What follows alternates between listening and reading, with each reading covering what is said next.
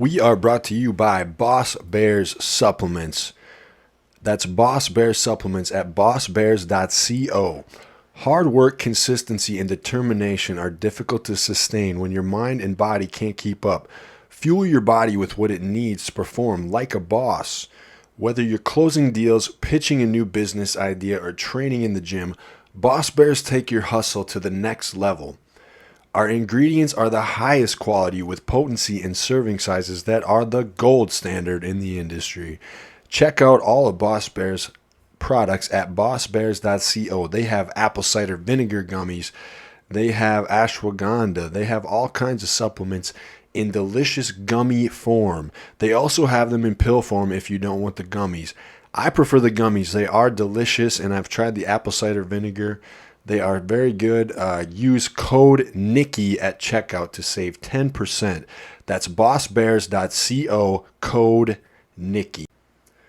We are brought to you by Clout Power Supplements. That's KLOUTPWR.com. So here I have the protein, the Cravings protein from Clout. This one is the salted caramel. This is some of the best protein that I've ever had in my life. It's actually delicious. I like the salted caramel and the cinnamon swirl are my two favorites. Also, their pre-workouts are amazing. So they have the Karma Nootropic pre-workout. It's a nootropic and focused pre-workout. It's a lower stimulant formula, zero itch formula. It has 4 trademark ingredients, and has fully dosed ingredients.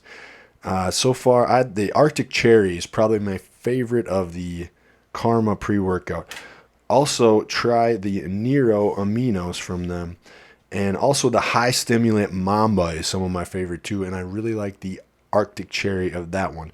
So go to cloutpower.com and use code Nicky to save 15%. KLOUTPWR.com. Code Nicky to save 15%. Okay, everybody, welcome to the Nicky Free Podcast. We are here with Kim Douthit, and Kim is the co-host of the Ghoulish Tendencies Podcast. And what they do is you guys research different paranormal stories from history and present, correct? From past and present and everything in between. Yeah, and then you kind of do like a different episode on each one. The one I just listened to was the vampire one, the last one. Yeah, that was a weird one. So what was that about?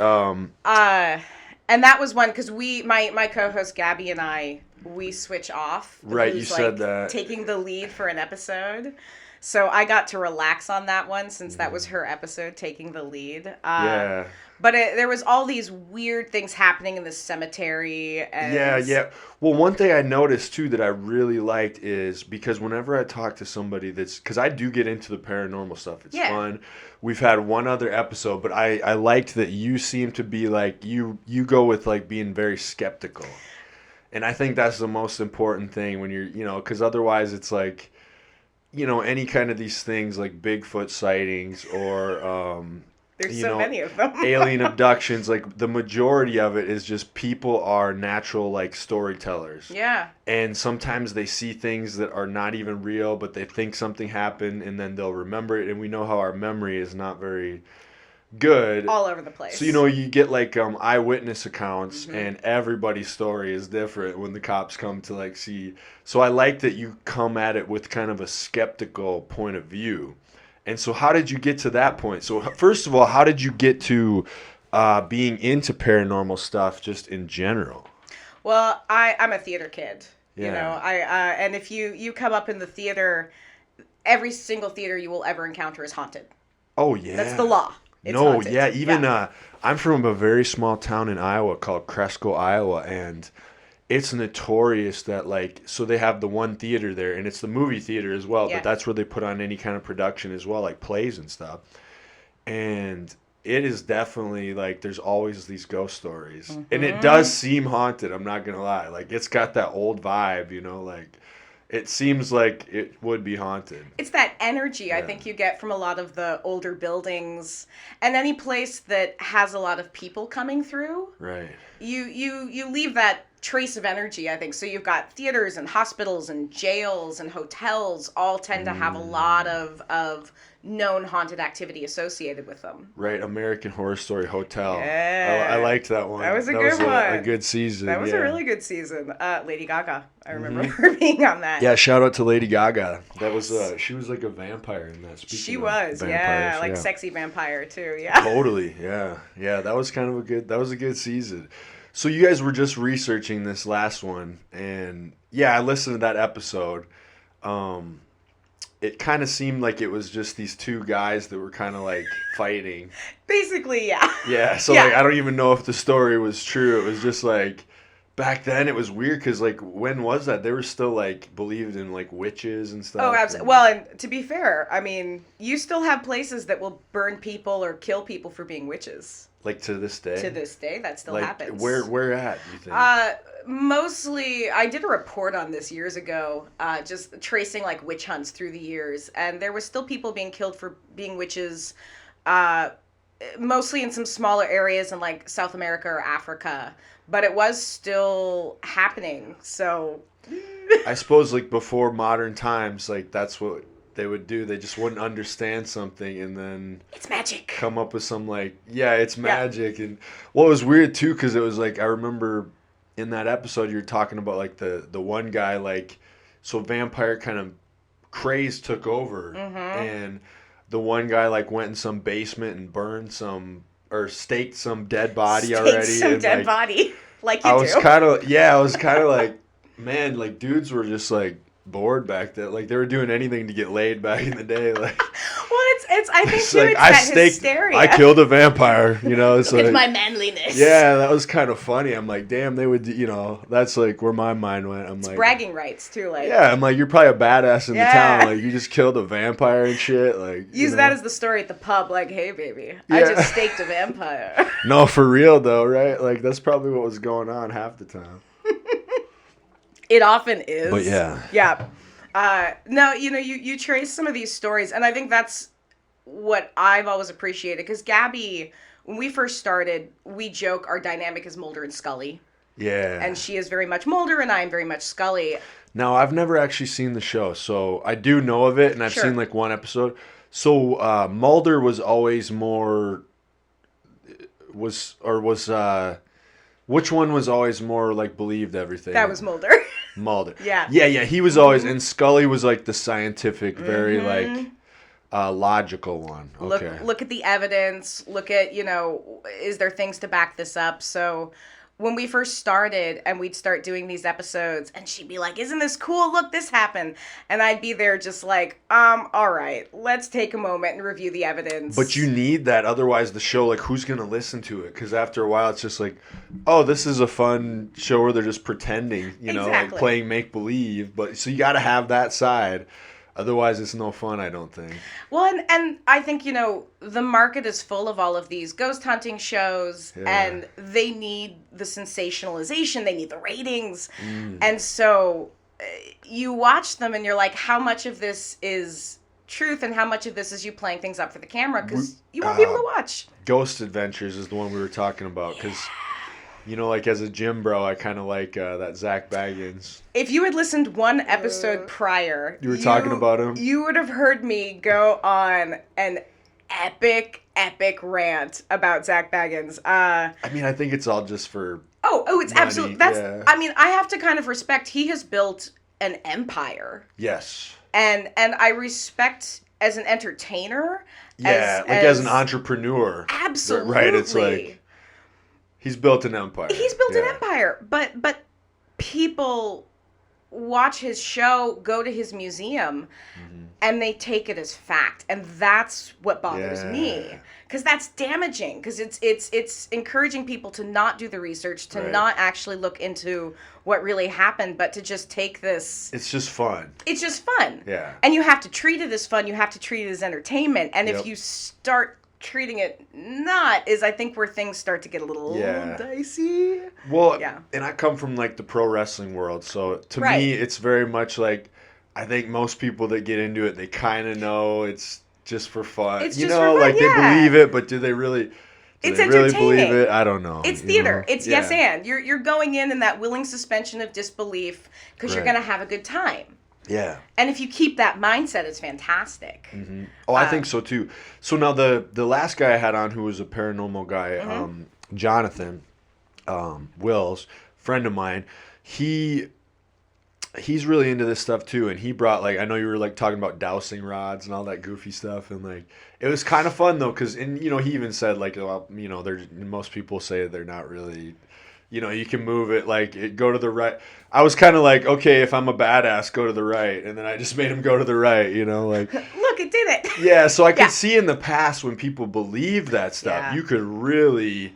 It's the same thing like politicians do to us now. Yeah. You could kind of steer things. Absolutely. Make it look like if they believed you and you had a position of power, you could really probably use some of that stuff. Well, and our brains are such remarkable things because they will make our body do things and we don't think it's like the Ouija board. It's like, I didn't move it. Yeah, no. Did you see that? It moved. Yeah. And you're like, well, it did. Yeah. But right. most likely it was someone's subconscious moving it the way they want to. But again, if you're treating it as fun, if you're treating it as something that's a good time, awesome. There's spirit boxes and those. That's kind of a big thing that some of the paranormal shows use. Zach Baggins loves them. And it's basically you set it up and you can talk to it and it picks up radio frequencies, so it'll talk back. Really? But that's just it. It's picking up radio frequencies. So it's just you're hearing a radio frequency. You're hearing things getting picked up, and if you treat it as something that's entertaining, it's fun. It's fun. If it's, for a sleepover, absolutely. For a party trick, it's a good time. If you're treating it as fact, it's not a controlled thing you can use as real evidence. So No. So then, to you, as a investigator of this stuff, what would be real evidence? Like, what's the best case evidence you've ever seen? Or like, so like, I know most of these stories, they're kind of just fun, and you're like investigating these old stories of lore and everything. But what stories in modern times or any time have you seen that have given you like the best case of like something that seems like it actually is something's going on here? Because I'm not opposed to it. Like, I kind of, it's like I said, I'm always a skeptic. I'm pretty much a skeptic. Yeah.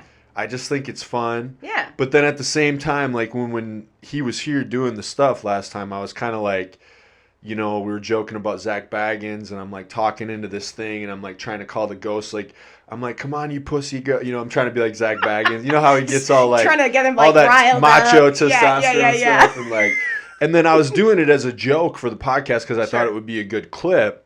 But then it was kind of funny because after he left, I was like, oh shit, what if I did piss something off? What if I pissed the ghost off? I'm like, I don't really know. Like, what if I've been living in here with some spirit and it's been a chill with me the whole time, but now I just called it like a pussy and it's pissed off. Like, it's coming for you tonight. You but he did some like whatever cleansing stuff. I don't know, but like the sage or yeah, he did all that stuff and like kind of tried to salt at it. Cleanse the room. Yeah, but so I will say, like, the only thing is, like, we do know that, like, there's all this, like, new studying with, like, psilocybin mushrooms and trips and stuff like that. And, there's certain scientists that study that stuff, and they're kind of finding that and I don't really know. So, like, obviously, this is just YouTube video shit, so don't listen to anything I'm saying because that's not the best place for, like, critical analysis. But apparently scientists are finding out that there's like certain things that seems that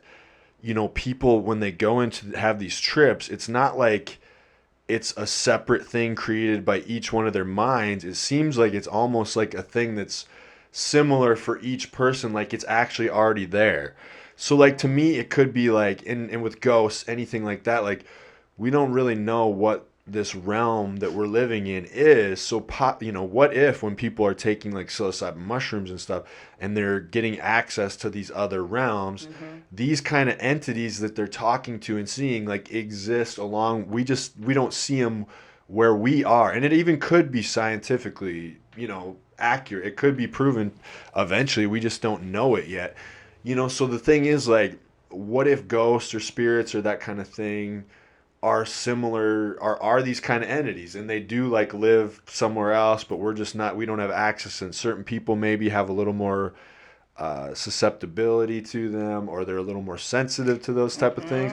So some of that I can kind of like, like what if, so I'm like open-minded to it is my point. So that's like, I guess my question after that long-winded speech was basically like, what's the best like realistic, most like evidence things that make you really believe that that there's, or ones that seem like, wow, something really did go down there that can't really be explained? I'm a sucker for a good EVP. Yeah. Which there's a lot of really crappy ones that people play and they're like, don't you hear it? And I'm like, I hear the wind. It was static. Yeah, I hear static. Or you told me what to listen for ahead of time. So yes, now my brain has filled in all the holes. Yeah, we do that for sure. Absolutely. It's one of the reasons when we're sharing evidence with each other, we don't say what you don't want to lead them. Exactly. Like lead the witness, basically. But there was an investigation that my ghost hunting group had done in the Seattle Underground, in the old bathhouse. Right, and so you also are part of the Seattle Underground tours, correct? Spooked in Seattle is the company. Seattle yeah, so company. it's we are not affiliated with the Underground tours, but sometimes we get access to do investigations. And now, if anybody doesn't know what the Underground Seattle is, can you explain that really quick? Because it was something I took the tour when I first moved here, but I do think there's even people that live here that don't even know about it. So it's like the town's built on top of the old town, basically. Essentially, it pops up sometimes, like in movies. Manifest is the most recent one, or no, not Manifest. Malignant, that was it. The James Wan film where they show the Seattle Underground, but it's not what the Seattle Underground looks like. Right, but they like make it cool for the movie. They make it so cool. Yeah. When I was in the theater watching it, I was like throwing popcorn, being like, "That's not correct," yeah, because I'm that asshole. But we burned the city down in 1889. Okay. Not everybody knows that. We burned it down. We had some problems. We burned it down. We burned it down for I can't remember. A guy, he was an apprentice cabinet maker, and he was heating glue up, and the glue boiled over. It caught fire, and because he didn't know any better, he threw water on it. So it was like a total accident. Total accident. But burned the whole town down. Burned everything down. It was like 120 acres. It was downtown at that point. It was most of downtown proper. What is now Pioneer Square. Yeah. And when we rebuilt the city, we'd had all these problems with flooding.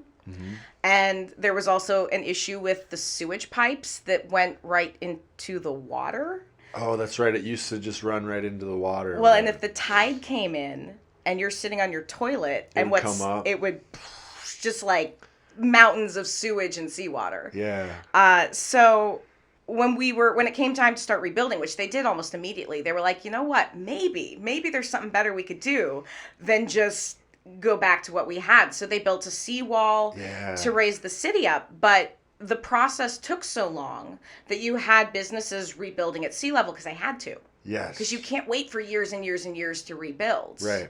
So what we ended up with, and what I think is really interesting about the Seattle Underground specifically, is that it's not tunnels. A lot of people think it's all these like caverns or catacombs. It's pockets. Yeah. It's where the sidewalks used to be, and where there's almost like a basement level.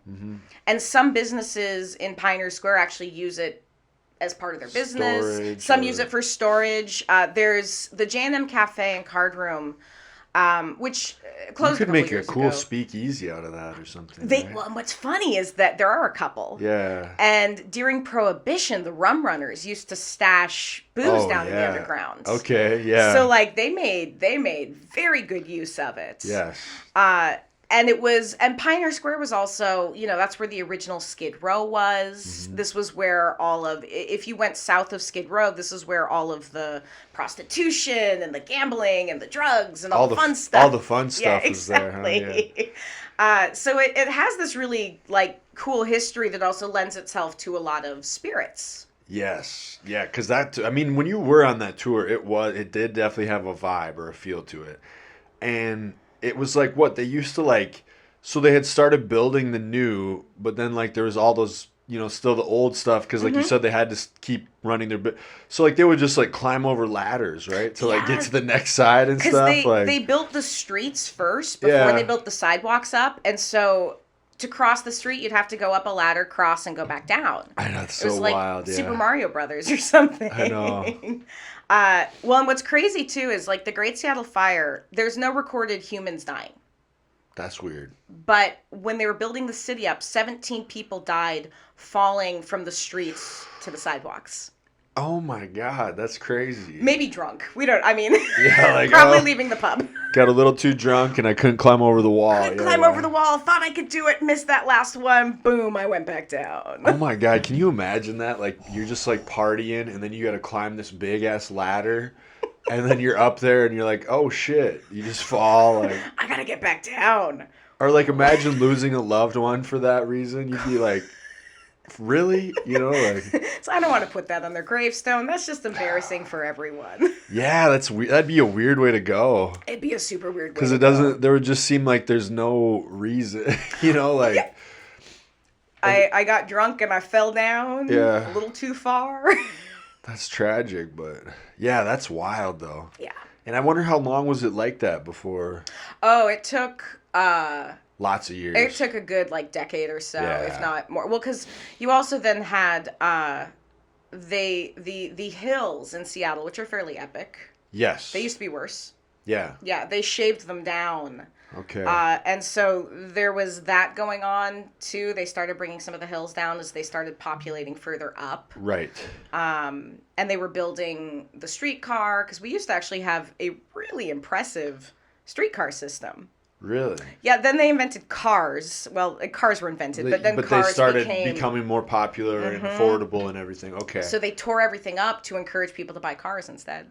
Oh. Which is like sad. So they actually got rid of the streetcars to encourage. So it was like kind of the industry did it. Like, oh, industry absolutely. They probably paid somebody off to like, yeah. And now we're back in the situation of the city's gotten too big, so they're trying to expand the light rail and the public transportation, and it's a mess because it's too crowded and populated, and traffic's horrible. Crazy. So you just basically do all public transport, right? You don't even try to drive. No, well, because where I live in First Hill, technically, but I'm right off downtown. It's probably kind of fun living in the city. Oh, it's great. I as an adult, I've always lived in cities. I lived in Manhattan, I lived in London, and then I moved to Seattle. And I grew up in Redmond, so I grew up local. And how was London? Oh, I loved London. That was pretty cool. That was really cool. That was, I was in grad school then, and that was sort of what took, I'd say, the paranormal obsession. I was going to say, if you're going to run into like a vampire or something, I feel like it's in London. It's going to be in London. Like some sexy vampire or something. Like very, very pale. Tom Cruise looking dude or something. No. I always go back to that movie, It's a good one. I mean, I will say, because Tom Cruise, I can take or leave most times, but he does do a very good Lestat in that film. Yeah, that dude is crazy. What was I looking? I think it was like Eyes Wide Shut was on Netflix, and I'd never seen it, and I'm a big Stanley Kubrick fan. Yeah. So I had to check it out, and I was just like floored by Tom Cruise. Like that dude. Then I saw this video of him like singing in this like horrible movie where it was like they were all played a bunch of rock stars. Oh, was that Rock of Ages? Yeah, but I was like, Tom Cruise can sing too. I'm like, that's not even fair, like. He's funny too. Like, I hate to give him that credit. Well, when he put those big hands funny. on in that movie, and he's like, take 2 steps back and literally fuck your own face or whatever. Like, what was that movie? Tropic Thunder. Tropic Thunder, yeah. Dude, he's so funny in that movie. Yeah, so it's like it's not fair. Whatever he did. Yeah. He sold his soul to the devil, or like he still looks like he's like 30. Yeah, he hasn't aged. Yeah. There's all these rumors that he is a vampire. I would believe it. Literally hasn't aged at all. I mean, he has, but like, you barely can barely, tell. Yeah, barely. Like him and Nick Cage, I'm like, you two are some kind of immortal creatures. Oh, totally. Yeah. But no, so like my buddy's really big into movies. He's kind of like a little movie critic, or he thinks he is. I don't know, but he's a big TC fan. So yeah. No, I the Scientology stuff, I'm like, but right, you just ignore that. I try to. Like everybody you're into, you just ignore the stuff that bothers you. Yeah, sometimes it's easier than other times. Right. Sometimes they make it super hard, but yeah. So he's into that Scientology stuff, but he's still one of the best. Yeah. And he does so many of the action movies, but the weird little stuff he does here and there, he's good and I hate it. I'm like, damn it, I want to dislike you so much. But he's so good. But you're good. I know. Damn it, Tom Cruise. I know. That's what I thought of when I saw him singing. I was like, who let him sing that good too? Like, really? Come on. It's rude. Yeah. And it was all those like 80s songs. Like he was singing Wanted, Dead or Alive, Bon Jovi, and it's like... Because it's based on a musical that was on Broadway, but it was like a jukebox musical. Yeah. It sounded very musical because like it was who was all in it? It was like...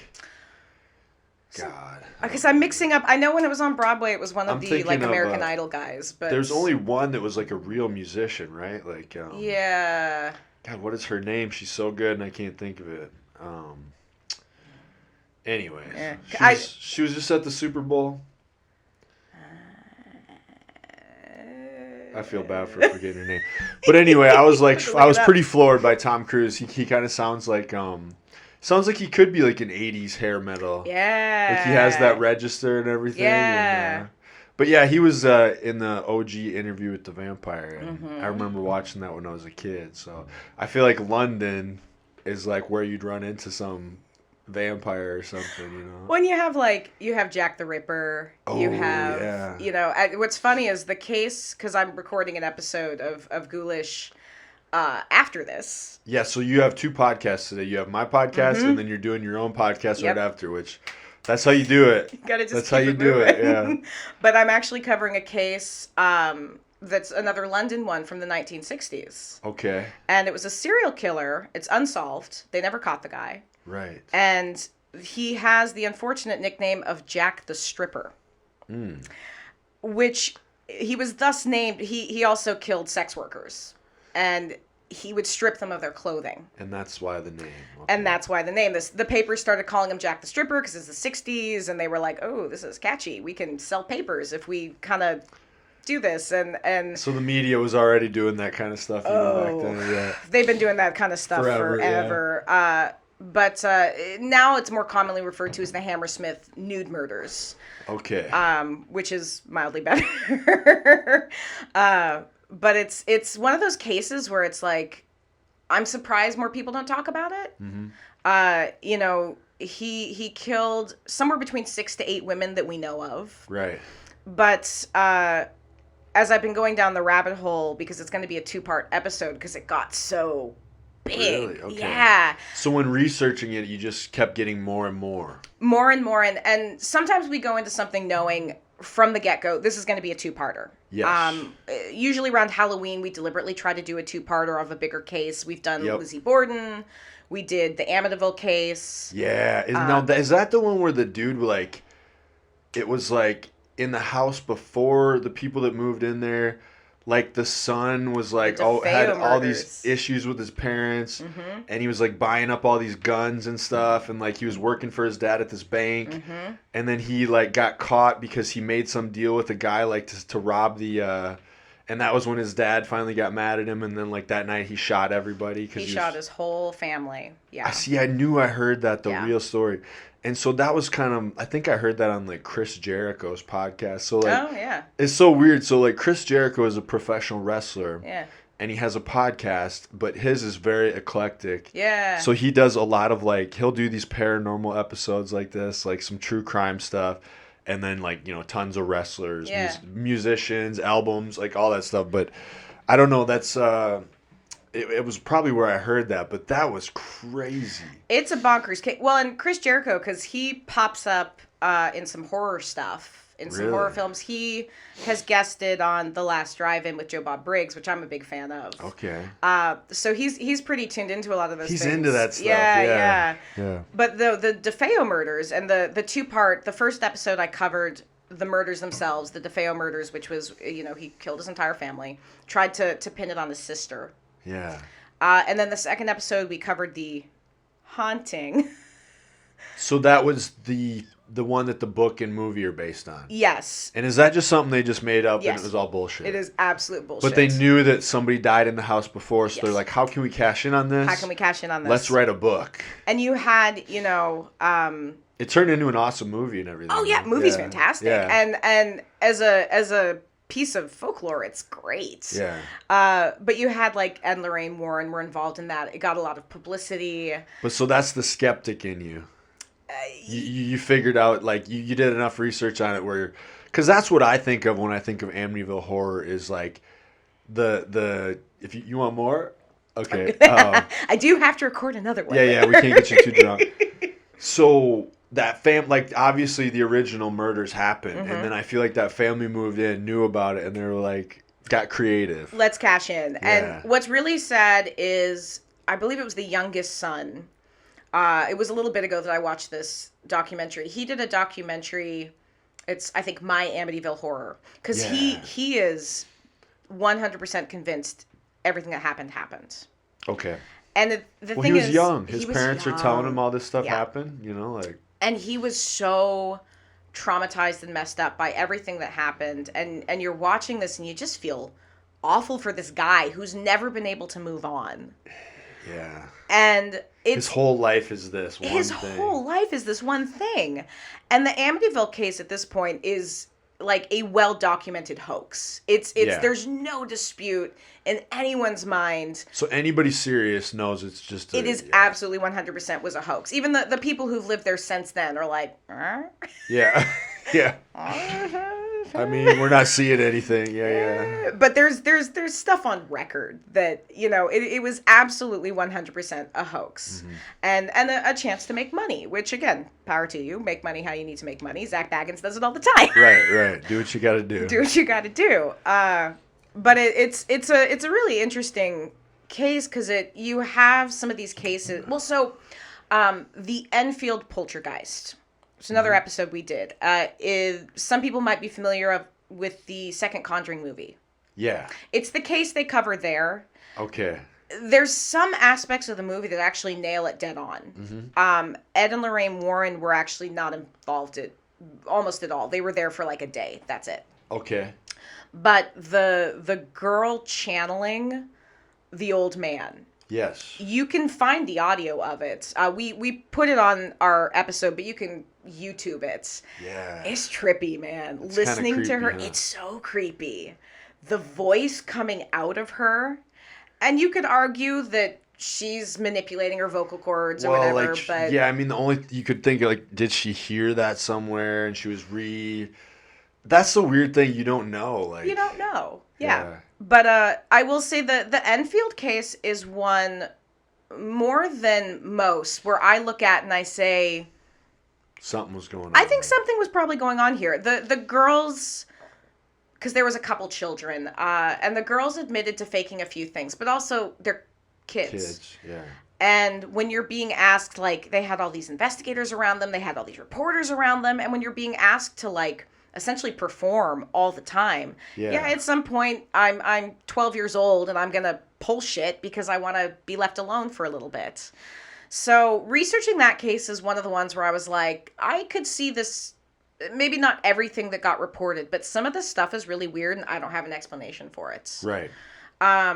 You look at Amityville, you're like, oh. I did a two-parter on Lizzie Borden, and I kind of had a similar, like... Now, who's Lizzie Borden? Why do I know the name, but I don't know the story? She took an axe and gave her father 40 whacks, and when she saw what she had done, she gave her mother 41. I may have reversed that. She may or may not have killed her parents. Yes. And it was a very notorious case. She was arrested for the murder of her father and stepmother. She was acquitted. She was found not guilty. Okay. But it haunted her the rest of her life. Oh, and so wait, she... doesn't remember doing it or what? Like, she claims that somebody else did it. And I've always kind of, pre-researching the episode, I've always been in the camp of, well, of course she did it. Right. Of course. Because who else could have done it? Yeah. I will say, researching the case, there was a couple books I read that brought up some interesting points about timelines and, well, if she did it, it's the turn of the century. Like, she should have had blood just soaking. Like, Oh, yeah. They were hatcheted like a dozen times each. So really, because she wouldn't have had like a shower to clean up. No, like, no. Yeah. And you've got, like, as a woman, you're wearing dresses and petticoats and layers That and would have layers just and been corsets and doused in blood. You would have been doused in blood. And so one of the points that gets brought up a lot is if she did it, how did she would have had to totally get naked, Mm-hmm. and then grab the axe, murder him, somehow clean up. And then, yeah. And one of the theories is she committed the murders naked. Yeah. Well, that's the only thing. When you said like the dress thing, you're right, because people used to wear a lot of layers back in the day, and that's the only thing I could think of. And it's like, but that is weird because there's like, how many female serial killers are there? It's really rare. Not as rare as you would think. There's more than we think, aren't there? There's more than you would think. That we don't get talked about. Do you know the one I really? I don't know a lot about it, but I kind of looked it up. Was that one from American Horror Story? That what was her name? The actress that played her. And the French. Kathy. Yeah. Oh, we did an episode Mademoiselle, on her. Yes. whatever, Marie Laveau. No. Yeah. I did an episode on her. It was one of the first episodes. But yeah, she was like a New Orleans socialite and everything, and they had kind of been known for like mistreating their slaves and everything. Well, and everybody had slaves back then, so it's like, well, whatever. But like, so it had to be bad because like the townspeople finally like went in and like got her out of her house and like burnt her house down and stuff. So like these are people that have slaves themselves, but she was so terrible to her slaves that they were like, we got to stop her from like, so like even people that literally probably were like beating, they had slaves themselves. It was so terrible what she was doing that they went in and stopped her and like kicked her out and burnt her house down to save the slaves, basically. What I will say, because I researched, she was one of the first episodes we did, or I did, was on her. Yeah. And this is another instance of how I call it the boogeyman effect. Yeah. The history of what she did. She was a horrible woman. Absolutely horrific. It got blown out of proportion. So much of what got reported was not true. She did horrible things. And all by itself, we should just be like, yep, let's just focus on the real horrible things. Yeah. We don't need to make them worse. Because she's already horrible. She did some really awful things. It was nowhere near the legend that has become associated. Because like by the time you get to American Horror Story, she's like putting like children's blood on her face to stay young, and she's like got that dude up there with the bull head on. The crab boy, I think, was a big one. Oh my gosh, she had all these like which didn't happen. None of that happened. Yeah, all that seemed a little too crazy. I think she was just probably a little nasty, and then like. I think a young girl ended up dying, and that's when the townspeople were like, all right, that's it. We can't ignore this. This is, yeah. But she wouldn't be considered a serial killer. Okay. Belle Gunnis is the one I covered her recently. She's a personal favorite of mine. I'm going to have to look that up. I've never heard of her. She's fantastic. She was from Norway. She came to Chicago first, and married a man. Okay. And he had a life insurance policy on him. And the policy was expiring. Yeah. So they were getting a new one because they didn't like that one. They wanted a different one. Now, the two life insurance policies overlapped by 1 day. Okay. Wouldn't you know it? On that 1 day where he was covered by two life insurance policies, he would suffer some kind of episode and died. Yeah. And when the doctors came, they were like, well, it could have been poison, but maybe it was his heart. I don't know. It's probably fine. Yeah. So she got a payout. She got married again.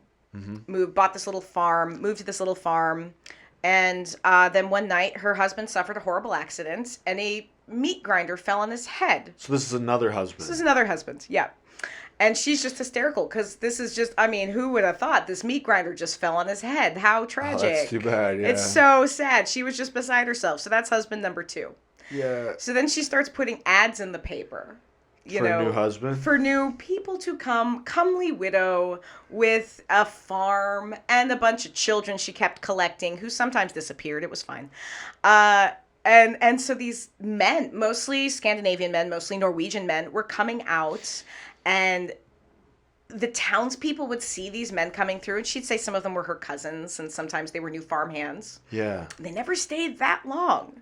And then they would just disappear. And they disappear. And this went on for a while, and she was starting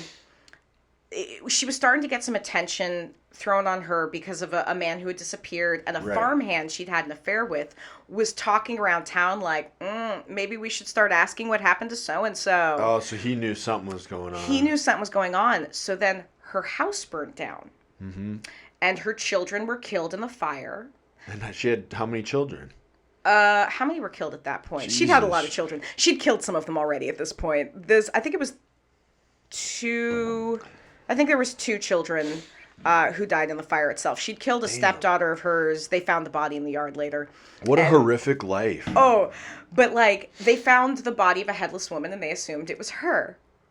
Except the height didn't seem to match. So to this day... So it's almost like she tried to like fake her own death. The popular theory to get out is of it. She killed her kids, faked her death, threw it all suspicion on the farmhand, and pieced out. With all this money she'd been getting from all of these guys. And is that what it was about, was money? Or do you think she got like a taste for killing people? Or like... I think it was a little bit of both. So when you look at serial killers... It's a thing she got away with, so she was enticed to do it again. Well, and for a lot of serial killers, not all, there's a sexual component to it. Yeah. Now, it's unusual for female serial killers to have a sexual sexual component. If it's a man, it's 100% a sexual thing. I mean, let's just be honest. 90%. 90%. It's there are those outliers, but I read this great article once that compared it to like male serial killers are hunters, female serial killers are gatherers. In that they, like, male serial killers go out and they find victims. Female serial killers, they bring people in. It's their lovers, their husbands, their children, trusting. They get people to trust them. Yeah, because you have all of these mercy killers that are often women who kill people in their care and they think they're doing something good. Yeah. So I think for her it started off purely as money. But some of her kills, like some of the people she killed, she was dismembering and feeding to the pigs. Oof. And especially the dismemberment, like yes, it could just be she was Norwegian and very pragmatic. Well, we need to get rid of these bodies somehow. Let's dismember them. I need protein for my pigs. I need protein for my pigs, and then they won't find anything. But there's also this you have to ask yourself, was she enjoying the dismembering of the bodies? Did that become a part of it? So she's fascinating. And she's one of those serial killers where I'm like, if she was a man... Everyone would know. Story. Everyone would know her name. Yeah. Like there'd be some series on Netflix about her. Absolutely. So I would say the only really famous female serial killer that got that kind of attention is the one Charlize Theron played. Monster. Yeah. I mean, I can't remember. Warnos or something like that. But she's the biggest one as far as like they've done a movie about her. Mm-hmm. But she was more contemporary a little bit too. Oh yeah, like that wasn't that long ago. Yep. Yeah. There's the thing is that when you start going down the rabbit hole, there's so many female serial killers. And in history, some of the original serial killers recorded were women. Yeah. There's a group of women that were poisoning people. Oh my God. And so we just partially because poison was always a preferred method of a lot of female serial killers. And it's not quite as... You think it's because you said the men are more like the stalking, hunting? It's like people get like more into that story because it's the idea that this creepy person is out there like, waiting to stalk his kill. It's a little like, It's the boogeyman. Yeah, it's like a monster. It's a monster and it's a cautionary tale. And I think we know what to do. I think we know what to do with, like, forgive this statement, but like a predatory man. We know that story. We know this idea and it becomes exciting watching it almost. Yeah, there's a titillation to it. And it's going back to like Jack the Ripper. How sensationalized it was. I know, it's weird because that's like almost like it's like almost an attraction to him. Oh, it's absolutely. Weird. Yeah. Well, and H.H. Holmes is one I always find really fascinating. He's an American serial killer, but he's another one where the legend of H.H. Holmes has surpassed the truth.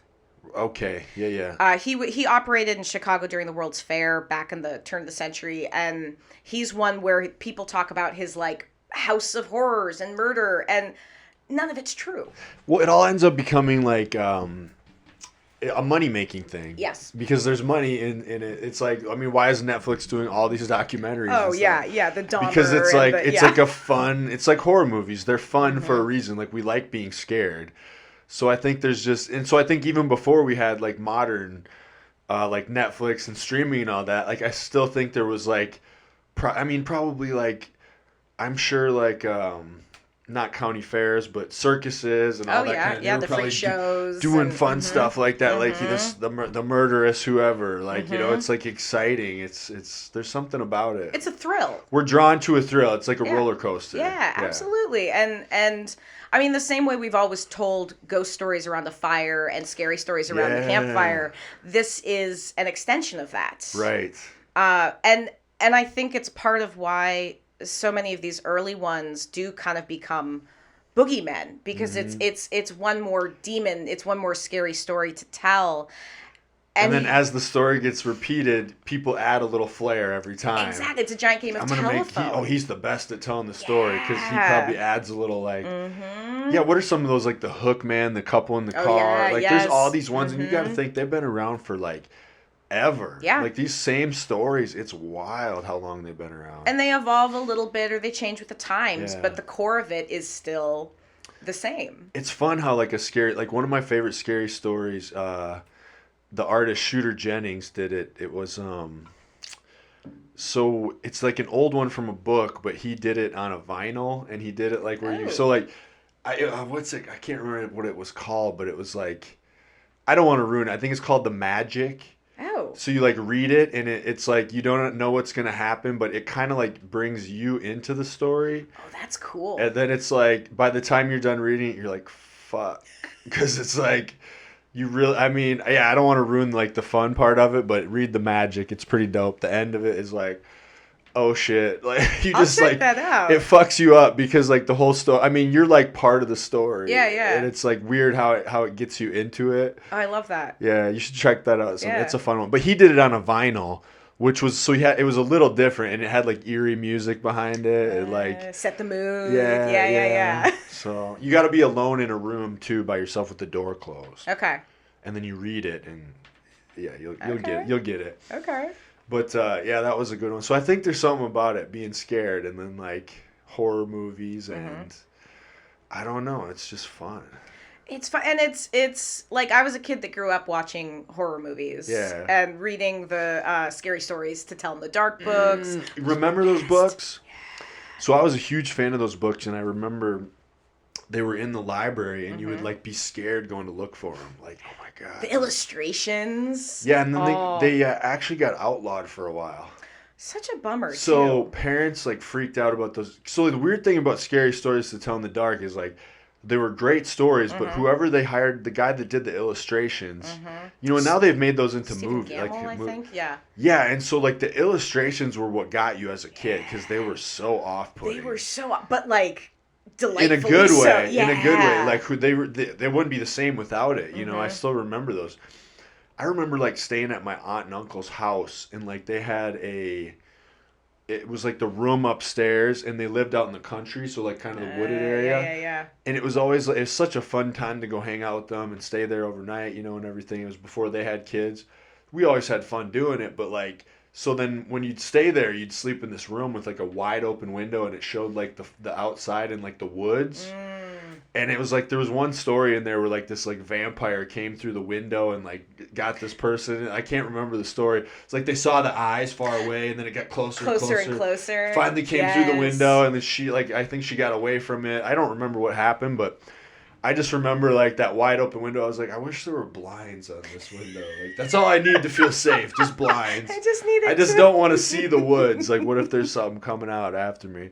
But I do remember like you'd go in the library and you'd go look for those books, and it was kind of like you're scared to even, like you felt like you were doing something naughty even having them. And that anticipation and that little bit, that adrenaline that But then you read them, it was great. Yeah.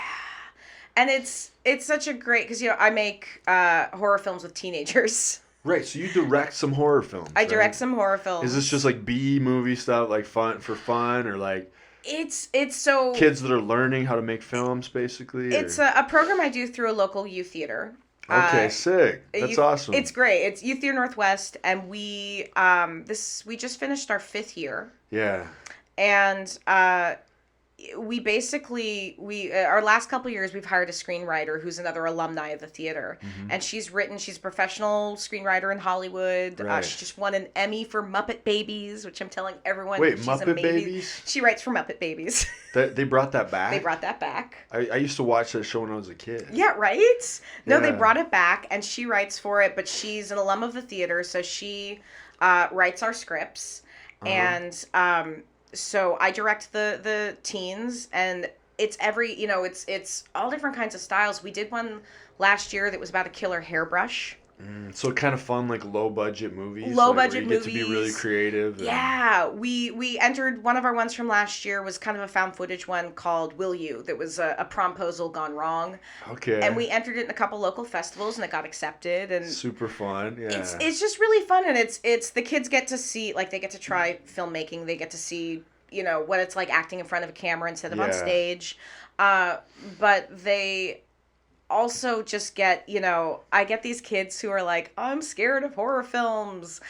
And then they get to experience what it's like to be doused in the fake blood, and they have to scream over and over. And well, that's what I was going to say. Who is your, special effects department? Because that's got to be fun.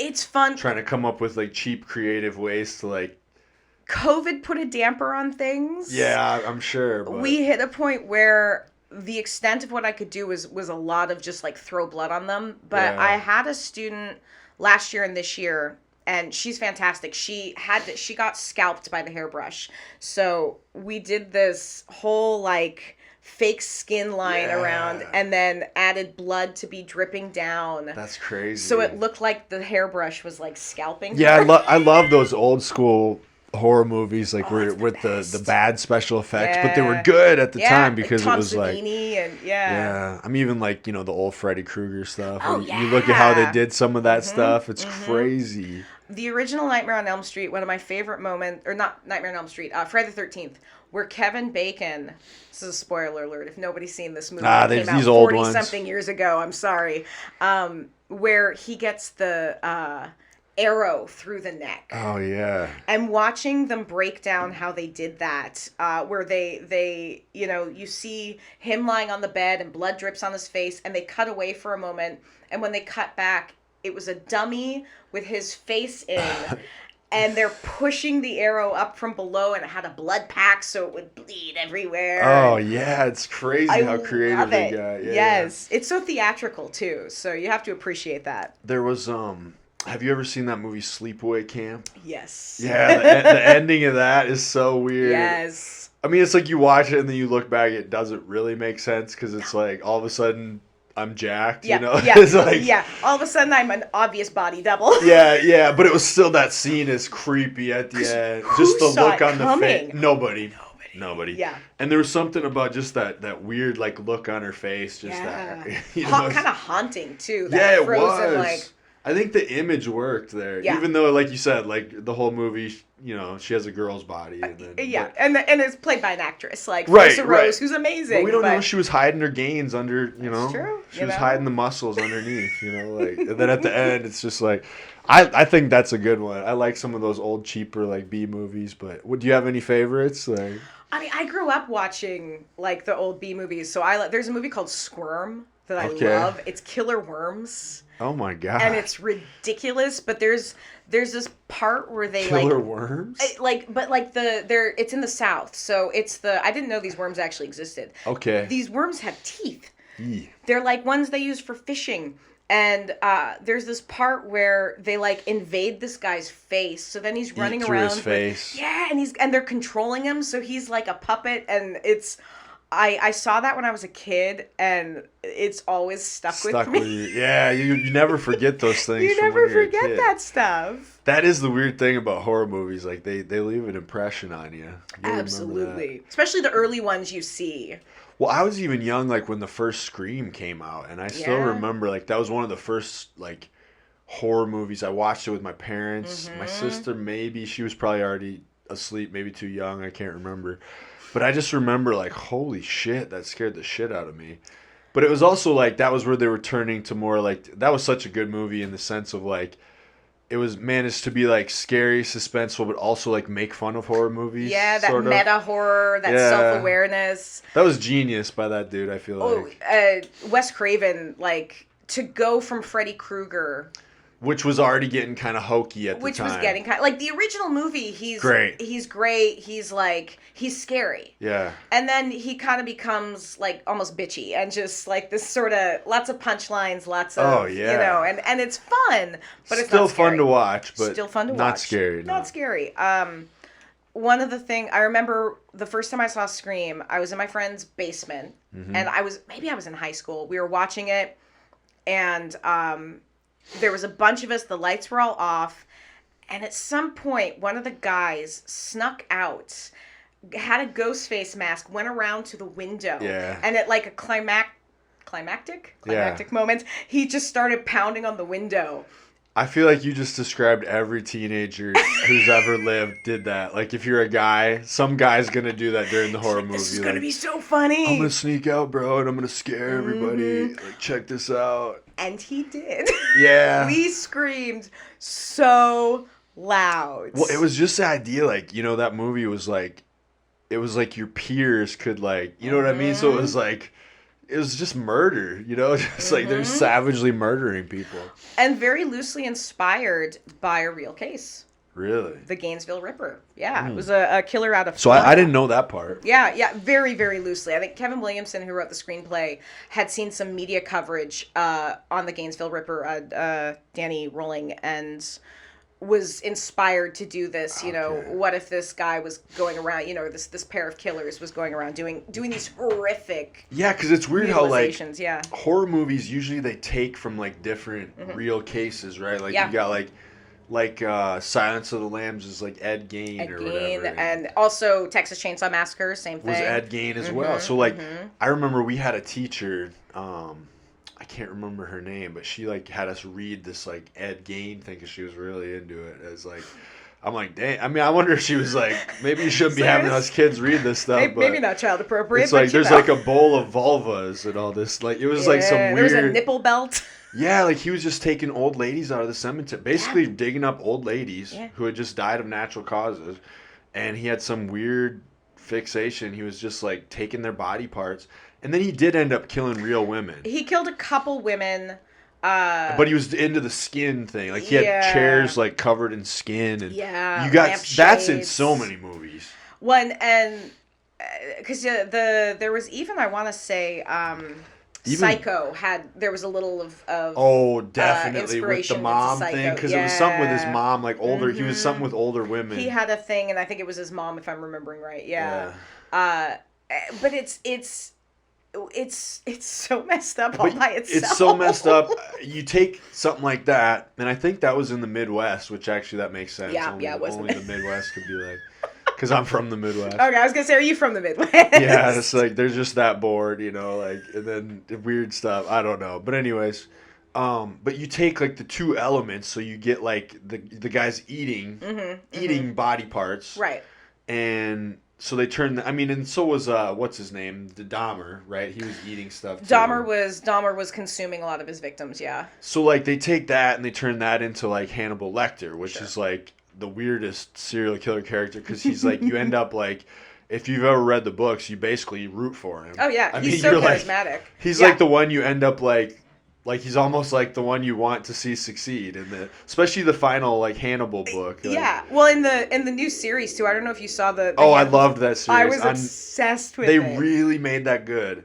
They changed stuff up, but they styled it. The weirdest part about that series though was you're talking about the NBC one, right? Yeah. And that the actors were also good. Even like the Mason Verger, like yeah. Cordell. Remember that dude? Like. Just like I love that movie too with the dude, like he's like Cordell. Yeah, like I can't remember, like he's like, I think I have this like group with my friends where we like always text about like political stuff or whatever, but like Mitch McConnell definitely kind of looks like and Mason Verger, like yeah. That had never occurred to me now, and now I cannot visualize him in any other way. Well, he looks like that dude from Pan's Labyrinth with the hands. With the hands. He looks like that dude, and he looks like Cordell. I can't, Mason Verger, yeah. Who basically, yeah, anyways. But, yeah, the weird thing is like, so that NBC series, it was crazy because it was so well done. Loved it. Loved how they pulled Will Graham more into it than was even in the books. I actually liked how they took liberties with it and made it their own thing. Yeah. I already know the original story, and the Red Dragon movie was great with Yeah. So those were all true to the book, so that was great. So I liked that they did that, but it was crazy. Like when they would have him cook, they filmed it like you're watching like the Food Network food porn. Yeah. So like it was weird because they made everything look so good. You're like, damn, that looks good. It's and a then cooking show now. You're like, oh shit, but he's cooking like human body parts. Like, why are they making this look so? You know how they film it on like Food Network where it's also enticing? Like that's what they did on that show. Beautiful, it's art. And they would have the elegant music in the background and everything. And you've got like Mads Mikkelsen who just looks good. Well, he just looks great. He's just like, I'm cooking, I'm flinging things. I agree. Yeah. It was like too much. I'm like, I feel like I'm watching the Food Network, but he's like cooking someone's leg or some shit. Like, but I would eat this. Oh. I know. It's like, damn, that looks good. Oh, what is it again? Oh, he cooked a human. Like, oh shit. But he was rude, so eat the rude, I guess. Right. That was the thing with Hannibal Lecter. Like, he didn't just eat people. No. Like they usually, and that's why he became like you almost were rooting for him, because in the book and the movies they turned it into like they made you really dislike the people he killed first. I mean, I think the Silence of the Lambs, there was some just innocent bystander police who just got killed that didn't do anything. Yeah. When he made his escape. But then, like, when they got into Hannibal and said, they made it much more like he was the people you wanted, like, they seemed like they had it coming. Almost like Dexter style. Yeah. Where you were just, like, rooting for him by the end, and then, I know in the book Hannibal anyway, like, basically they end up together, like, in love. Yeah. Which I was like, okay. Whose fan fiction did you read? And they didn't put that in the movie with Julianne Moore. But, like, that's how they end up. Like, they end up together in love. Hannibal Lecter and Clarice. So. Are the lambs still screaming? But so they take him. So they take cannibalism, make him, and then they take the other thing of Ed Gein with, like, the skin and everything, and they make the Buffalo Bill. Buffalo Bill, the classic, like, that's such a trip, that movie, too. Like, like Family Guy, Chris Griffin's voice is, like, based off of that, too.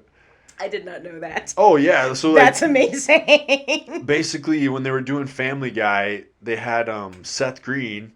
Eddie, they wanted him to do a voice, and he was just doing Buffalo Bill. Like, would you fuck me? Like, I can't even do it. Because that's Ted Levine, I think, who played the... just that really deep voice. I can't do Chris Griffin, but... he said he was just doing the Buffalo Bill voice, and that's what he ended up using for Chris Griffin. That's amazing. I think they have some jokes in there where they like have lines from that movie or whatever. Yeah. Oh, that's awesome. I love that. Well, and then it made that song like a classic from the scene where he's dancing around in the mirror. Yeah, what is it? Something horses? Like, goodbye horses. Tucks in. Yeah, does his little shimmy. Horses. Yeah.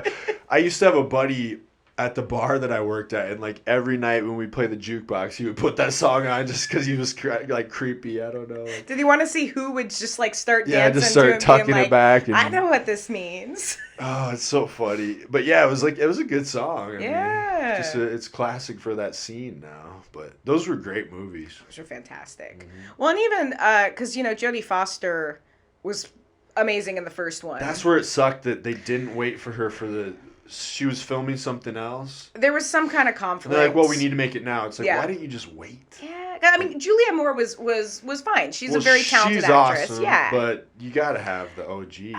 I mean, I always felt like Anthony Hopkins and Jodie Foster had a really interesting chemistry. That maybe, was it there with the other one or not? Not as much, maybe? It was different. Because...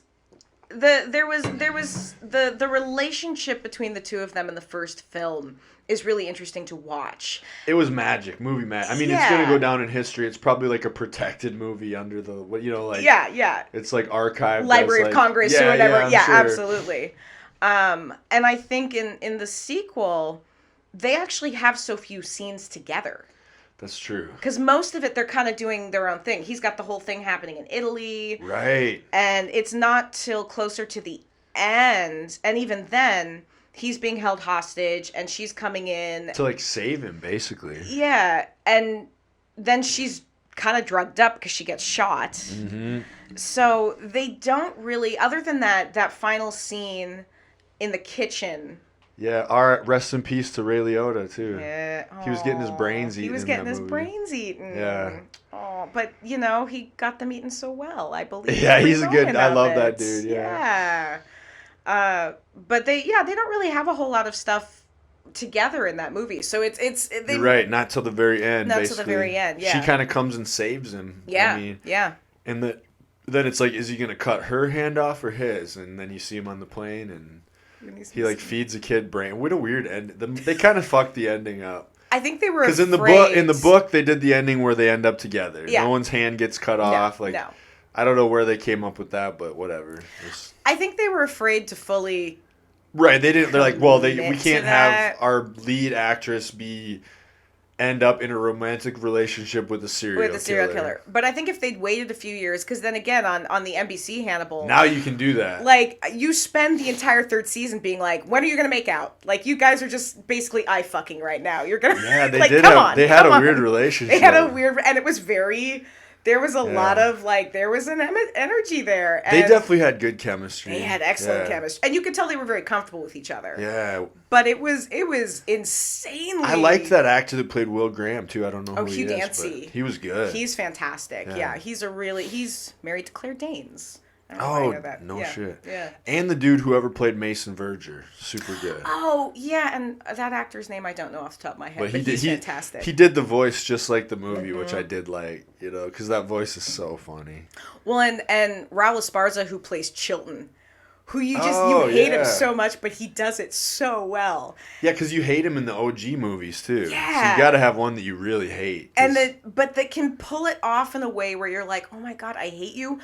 But I like watching you. Oh, yeah. It's like compelling to watch. Even in the old school movie, the guy who did it was great. Oh, he's great. And you loved that he was like, I'm seeing an old friend for dinner at the end because you want to see that guy get eaten. Yes. He was just such a prick. That's like the key to any time you do like a Dexter thing or like a vigilante like serial killer. You have to make the people he's killing so detestable that you're like rooting for him, or he feels like he's justified. You're like, it's not that bad. And in real life, fine. It would be like, none of this is justified. Put this guy away. No, this is not okay. Don't go out and kill people and eat them. Yeah. Do you have any favorite like serial killer stuff, like stories? Or my friend who I work with, she just got her master's in psychology, and so like. Oh, that's amazing. Yeah, but she's obsessed with like serial killer stuff and all the stuff on that. Like she can't stop watching it, and she's always like. And I'm like half interested sometimes, and other times I'm like, I can't do another. I need to break, like. But it is fun, like. It's one, and that's what's funny is like Gabby sometimes, because I can compartmentalize pretty well. Yeah. But partially I do so many outside true crime things. You're doing a lot of different stuff though. Yeah, we go all over, and we've got the paranormal, we've got the cryptids and the cursed stuff and the lore. Yeah. But there's been a couple episodes where she's done something crime related where she did Jonestown. Okay. And she was just like, I need to do something stupid and fun because that you gotta decompress from that stuff. Yeah. And that's how we end up with weird vampire stories sometimes. You need a little break from like the heavy, because it gets heavy when you hear that people are capable of doing some of these things. Well, and I've had a couple like. Again, I do a lot of true crime things. I do true crime tours. I do lectures on different serial killers. I do a lot of panels. I look at a lot of crime scene photos. I'm pretty good at putting things in boxes. That's separate. Yeah. Yeah, but I covered a case. It was Pedro Lopez. Mm-hmm. And he might still be alive. We don't actually know. He was a serial killer in mostly the 70s. Yep. In Colombia, Peru, and Ecuador. Okay. And at minimum, he killed 100 girls. 100? Children. 100. He could have killed as many as 300. And we don't know. Mm-hmm. But we know he killed at least 100. And the part that got me when we were recording the episode, and you can hear it in the playback because I got very upset. I actually started to cry a little, is that of all of these girls, we know the names of, I think, 7 of them. Because it was a lot of indigenous girls. It was a lot of poor girls. And so it's like super sad that there's no way to find out. Well, because I remember when I watched that John Wayne Gacy documentary, that was like a big thing, was like identifying the bodies, because it gives the family closure. Because it's like, you get all wrapped up in these fun serial killer documentaries, and it's like all this, like, like I said, it's fun, like horror movie, but then you got to realize, like, this is real people. There's people who There's real people that literally died from this, and their family, and it's like... Their families don't know what happened to them. Yeah, so, like, imagine that. Like, at least if you were able to know it was your son or daughter, like, well, now I can, like, heal and move on, because otherwise I don't think you can.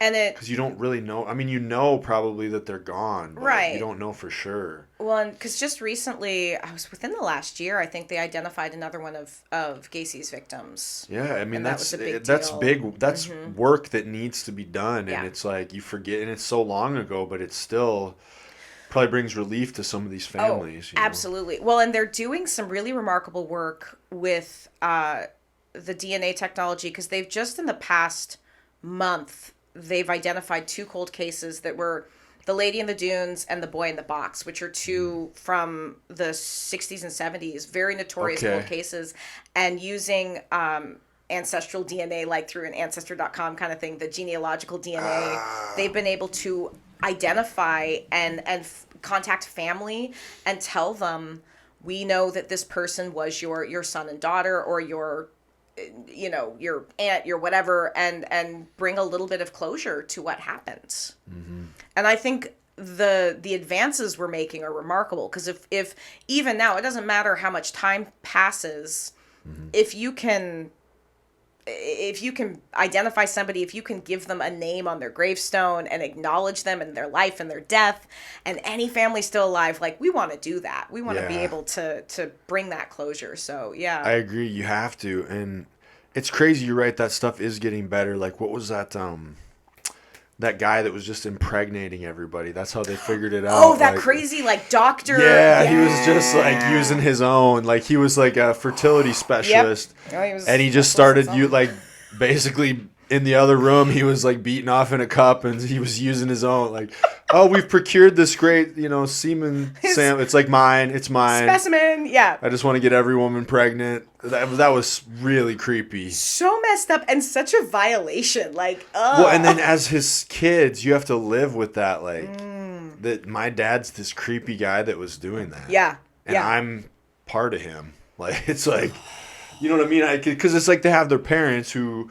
had trouble, having children, obviously. Yeah. But then, so, like, that's their mom, that's their dad, that's who they look at as that. But then to find that out, I think I almost wouldn't want to know. But it's like that, like the woman who's behind it, she's, like, doing it because they need to know, for their health. For your health and for... all these other things. But it's almost like, God, it's like, gotta be weird finding that out. Like, you're going to need some therapy after lots of therapy, I believe, yeah. Well, I got a letter from BTK, the Bind, Torture, Kill. Yeah. Shoot, my friend was talking about that one. That's a crazy one. It's a crazy one. He wrote me a letter. BTK did? BTK did. He's in jail still? He's in jail. Oh, he'll be in jail till he dies. And he's old now. He's in his 70s, I think. Yeah. So he will die in jail. But I do, through Spooked, we do this Tea and True Crime where so that means he still has, like, internet access, basically? He can receive letters. I think he has limited internet access. Because he still gets to meet with his attorney. He's in solitary, mostly because they have to do this with a lot of serial killers. They have to put them in solitary for their own safety. Because other people want to kill him. Gary Ridgway he's in Walla Walla. He's the one from around here, right? Gary Ridgway, Green River Killer, most prolific serial killer in United States history. And he's from here. He actually, funny story, lived behind some cousins of mine. Okay. And when he got arrested, they were just like, yeah, that makes sense. That's Like, Gary. they didn't really know, but they kind of knew. Well, by the time he was arrested... Or they weren't surprised. No. He was a suspect from 1983. It was the first time he was questioned. They didn't arrest him until 2001. And his coworkers would openly call him to his face Green River Gary. Oh, my God. But there was no... The DNA evidence, the technology at the time had not advanced to a point where they could test anything. So that's gotten so much better now. So much. Well, the Golden State Killer, that's another one that they in the last couple of years have apprehended because of DNA technology. Okay. There's a lot of... We had two murders that happened in Tacoma around the Point Defiance Park. Yep. Two preteen girls who were killed back in the 80s, and within the last 5 years or so, they were able to, using DNA technology, they located the killers. The killers are now in jail. That's amazing. And it's like, I know there's been some controversy about like people who feel like, well, isn't it shady that they're using our DNA from as long as it's accurate. Because that's like my only worry is like, I always wonder this just in general about like like the justice system, like how many people are in jail that shouldn't be? Probably a lot. A lot. Yeah. And I know one of the hopes, because like I'm a big supporter of the Innocence Project. They do fantastic work. And what's that one dude's name that does a lot of that with the innocent? That's crazy stuff what they're doing. Well, and one of the hopes with the DNA technology is that it gives them something concrete to prove you can clear some innocence. people's names and get them out of there. Mm-hmm. I couldn't imagine that, like, just being, put in jail for something you didn't do. And then the weird thing is, too, like, there's a lot of, like, like we're talking about just ghost stories in general and all this stuff. And, like, there is something weird about the power of suggestion where, absolutely. Cops can basically get people to say they did something. Because, like, people get to a point where they're like, well, I mean, they're telling me I did I? So because like you double check yourself all the time, like even when you're leaving the house, you're like, if someone was like, I think you left the stove on, you'd be like, yeah, oh my god, maybe I did, yeah. Oh shit, I must have. You're right. We got to go back. And you realize you never did leave it on, and you didn't even cook. You that even day. checked it. You checked it before you left. But if it like you say you're riding with somebody and they said that to you, you'd be like, oh my god, you're right. We got to go back. And now it's so it's like the power of suggestion, and so like I feel like they can coerce people to say they did something that they really didn't. Confession, sorry. Especially if you're in there for 12 hours, 24 hours, they're breaking you down. You're not seeing anybody. You're not talking to anyone but the cops. You're maybe not getting enough food or water. And you're like, well, if I at least say I did it, then maybe this ends. Then I can move on. They'll say that. They'll say like, listen. All you got to do is tell us what we want. Just tell us what we need to know, and then you can go home. So you're like, okay, I will. Yeah. No, it's creepy. Awful, and it's. But the DNA thing, that's cool. Yeah, it's really fascinating, and the work they're doing is I feel like now every week I'm reading a new cold case where they're like, we have identified somebody, or we have identified a killer, or we have a new person of interest, and it makes me very happy because. And so since you're tuned into all this, you probably hear this stuff more. Like you're more attuned to like looking out for it. Yeah. Because you're kind of always researching all this stuff, right? You have to. So that's good that you can compartmentalize it, because I think some of it does get so heavy where like, so the other guy I had on here that does he's into the paranormal stuff. He said that he has to like basically kind of like cleanse himself of it for a little bit and like do lighter things, because he'll like get too involved with it, like looking up stuff or like, and I don't know what he's kind of looking into, like maybe becoming a demonologist, I guess, which is like something they actually do like for religious thing, like religions, or like I don't know what it is, but I guess it's a real job. Well, because you have, I mean, in the Catholic Church, you have priests who perform exorcisms. Right, and they really do that stuff. And they really do, and they get trained. Like you have to be trained to give an exorcism. Yeah. And they work with demonologists. It's you can kind of debate like that's kind of just that guy stabbing the vampire in the basement trying to get laid again, isn't it? I don't want to say that. Well, no, it's I mean, like for me, I'm an investigator, like, and I work with all kinds of investigators. I work with ones who are sensitive, who think they talk to ghosts, and maybe they do. Right, and he has a couple stories where I was like, okay, I believe you that whether you saw it or not, this happened to you. I know you experienced this. This is real for happened. you. Yes. Absolutely. And I've experienced stuff that I can't explain. Yeah. I am a skeptic who is very much a believer, but I'm skeptical because I believe very strongly and I want to be able to back up. The best believers to me are ones who are skeptical, because otherwise it's bullshit. Like if you really say you really believe that Bigfoot exists, you should mostly be a skeptic. Yeah. Because you want to prove without a shadow of doubt that he's real or it's real. And so like the only way, like, so believing in like crazy stuff isn't going to do that. What's going to eventually do that, if it ever happens, if he is real evidence. Yeah. So like. And you don't want to become the boy who cried wolf, where you're pointing to everything saying, this is real, and this is real, this is real. Yeah. And it all kind of becomes bullshit. And Yep. then when something really happens, nobody believes you or takes it that seriously. Oh, yeah, you'll discredit yourself. You're right. You're right. So being skeptical, actually. And Jonathan, my friend, he's pretty skeptical, too. He's very open to, like, hey, you know, this is what I believe, but, like, okay, it could have been this, it could have been that. This could be bullshit. His story was really creepy because it was, like, basically this, just a spot in the house. It was like the hallway where it was like once they were in their rooms, everything was fine. And like my friend had a house like that where it was like really creepy. They had that one spot. And it was just the hallway, and it was like a weird hallway where it was like it went like this and then it turned so you really couldn't see down the other end. Which is off-putting. And it was like there always just felt like this weird, even when I was there, it was just a creepy spot. I don't know why.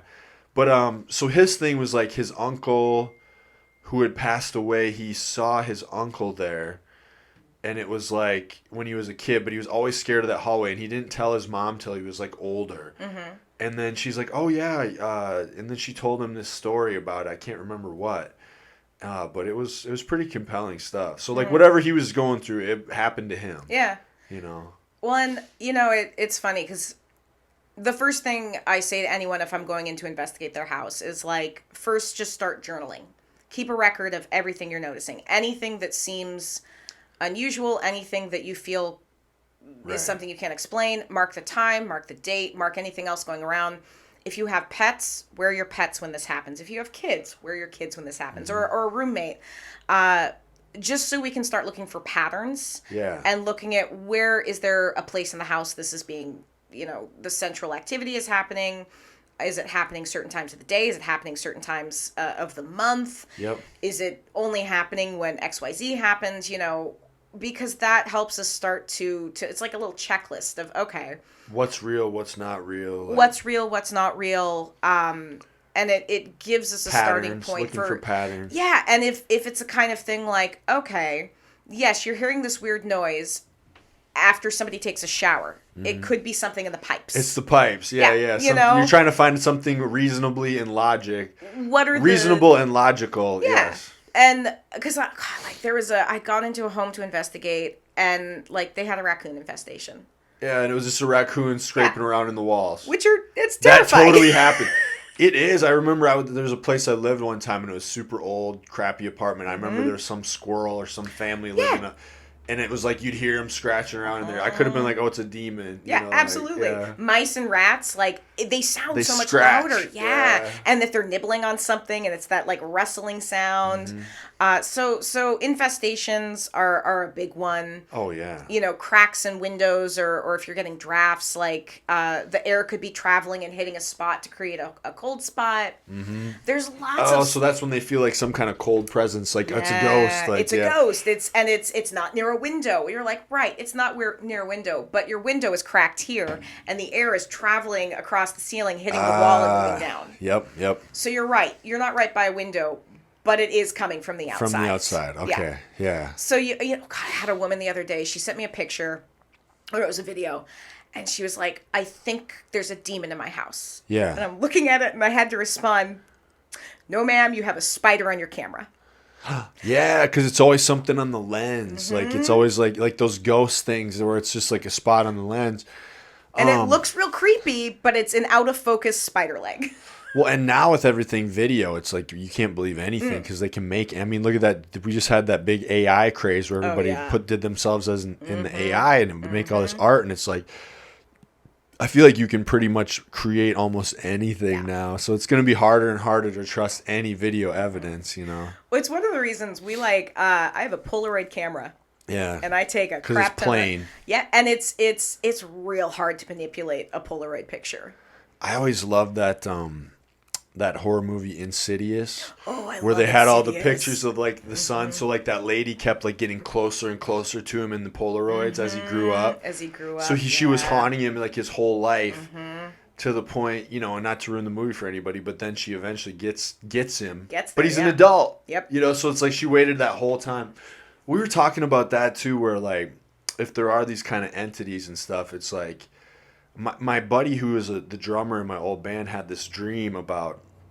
It was like a terrible nightmare, but So he like had this dream and he saw this lady like dressed in black and everything, you know, all black and very creepy looking. Ooh. And she was like, you know, and it was like he was like dreaming and in the dream and he saw her and she was like in front of him, you know, this lady, and it was like fine. He was fine. But then like she noticed him.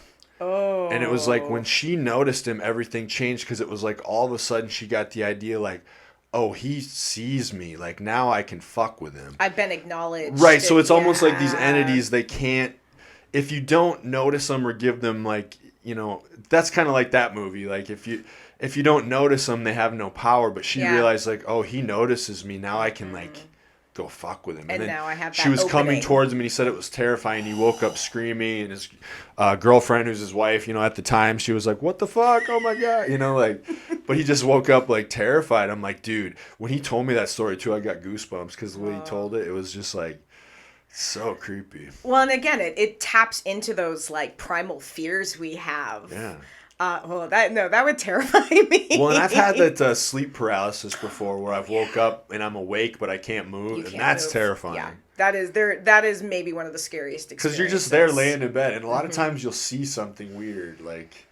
or if it's out of the corner of your eye and you can't turn to see like, what is there something there? Yeah, and you're just like, get up, get up, get up, and you have to, like, force yourself, and finally you do, and you're like... Holy shit. Yeah, it's weird. It's a weird feeling. I mean, it's just a natural part of sleep. Like, it happens, but... And some people are more prone to... Or is it? No, I don't know. Dun, dun, you know, it's like, I don't know for sure, but it's creepy for sure. No, and people usually get visions when it happens. Yes. Because you're still experiencing dreaming. You know? And your brain is in this in-between place. Yeah. And that's what I always find so terrifying, again, is that your own body is the one betraying you. That you can't trust what you're seeing. You can't trust what you're feeling. Well, that's why I'm open to stuff, because we don't really know what happens when we die. We don't really know what's happening when we're dreaming. Like, I don't know that there's not all these other kind of entities that are like in some other realm, and that's what people are seeing when they do DMT trips, and they're like getting access to these other realms. So like that's why I keep an open mind about it. Yeah, you know? Yeah. No, I think you have to. Well, I remember an ex of mine. It was when we were like just starting dating, and so you're in that phase of like, you know, you're the best fun part. The fun part got less fun after that, but where I was describing a dream I had. And he stopped me, and he started describing the dream he had, and we'd had like the same dream. That's Freddy Krueger shit. And it was definitely this moment of like, yeah, that's creepy. That's not supposed to happen. That's not supposed to happen, and I'm like, I don't have an explanation for that because there was hyper specific things I was saying and he was saying, and we were able to go back and forth and continue talking about the dream.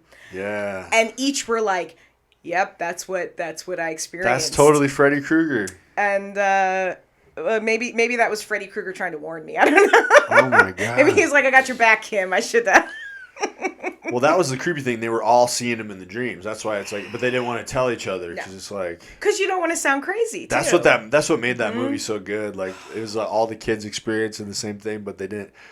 And you know, especially like Johnny Depp, he wouldn't say it. Like he's trying to be a man, and like he didn't want to tell. And I don't know. That was a good horror movie. It was a great. I got to see it in theaters a couple years ago. Where did they show that? It was one of the anniversaries of however many years it's been out. They re-released it to theaters for a week or something. Yeah. And I live downtown, so I live by all these movie theaters, and I went and saw it, and I'd never seen it on the big screen before. That would be fun.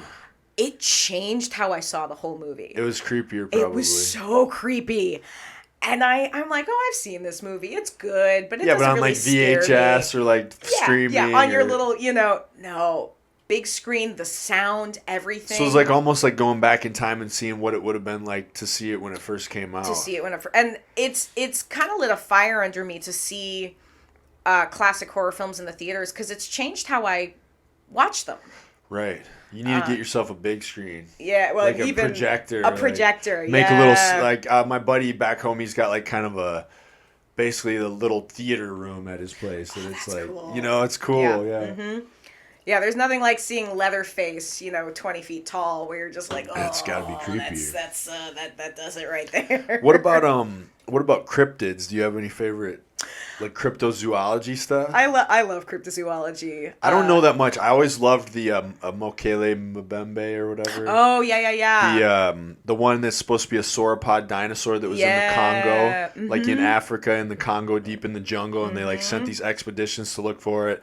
And like the native tribes would say, "Oh yeah, they would describe it like they'd show them a picture of like a brontosaurus or something, and they'd be like, "That's what it was." And it's like the idea that what if somewhere deep in the jungle in the Congo, that this like maybe a population of enough dinosaurs actually lived on just long enough for these people to see it, like they were the last of their kind possibly, and we'd never, so they I guess they sent a bunch of expeditions in to look for them, and obviously they never found anything, right? Yeah, and a bunch of people died. Yeah, I mean, it's like usually what it is, but and I think especially the ocean. Oh yeah, we know so little about what's down there. There could be all kinds of stuff. There could be all kinds of stuff. I love a good cryptid. We did. Gabby loves a good cryptid. I think she's done more cryptid episodes than I have, but it's not for lack of enthusiasm on my part.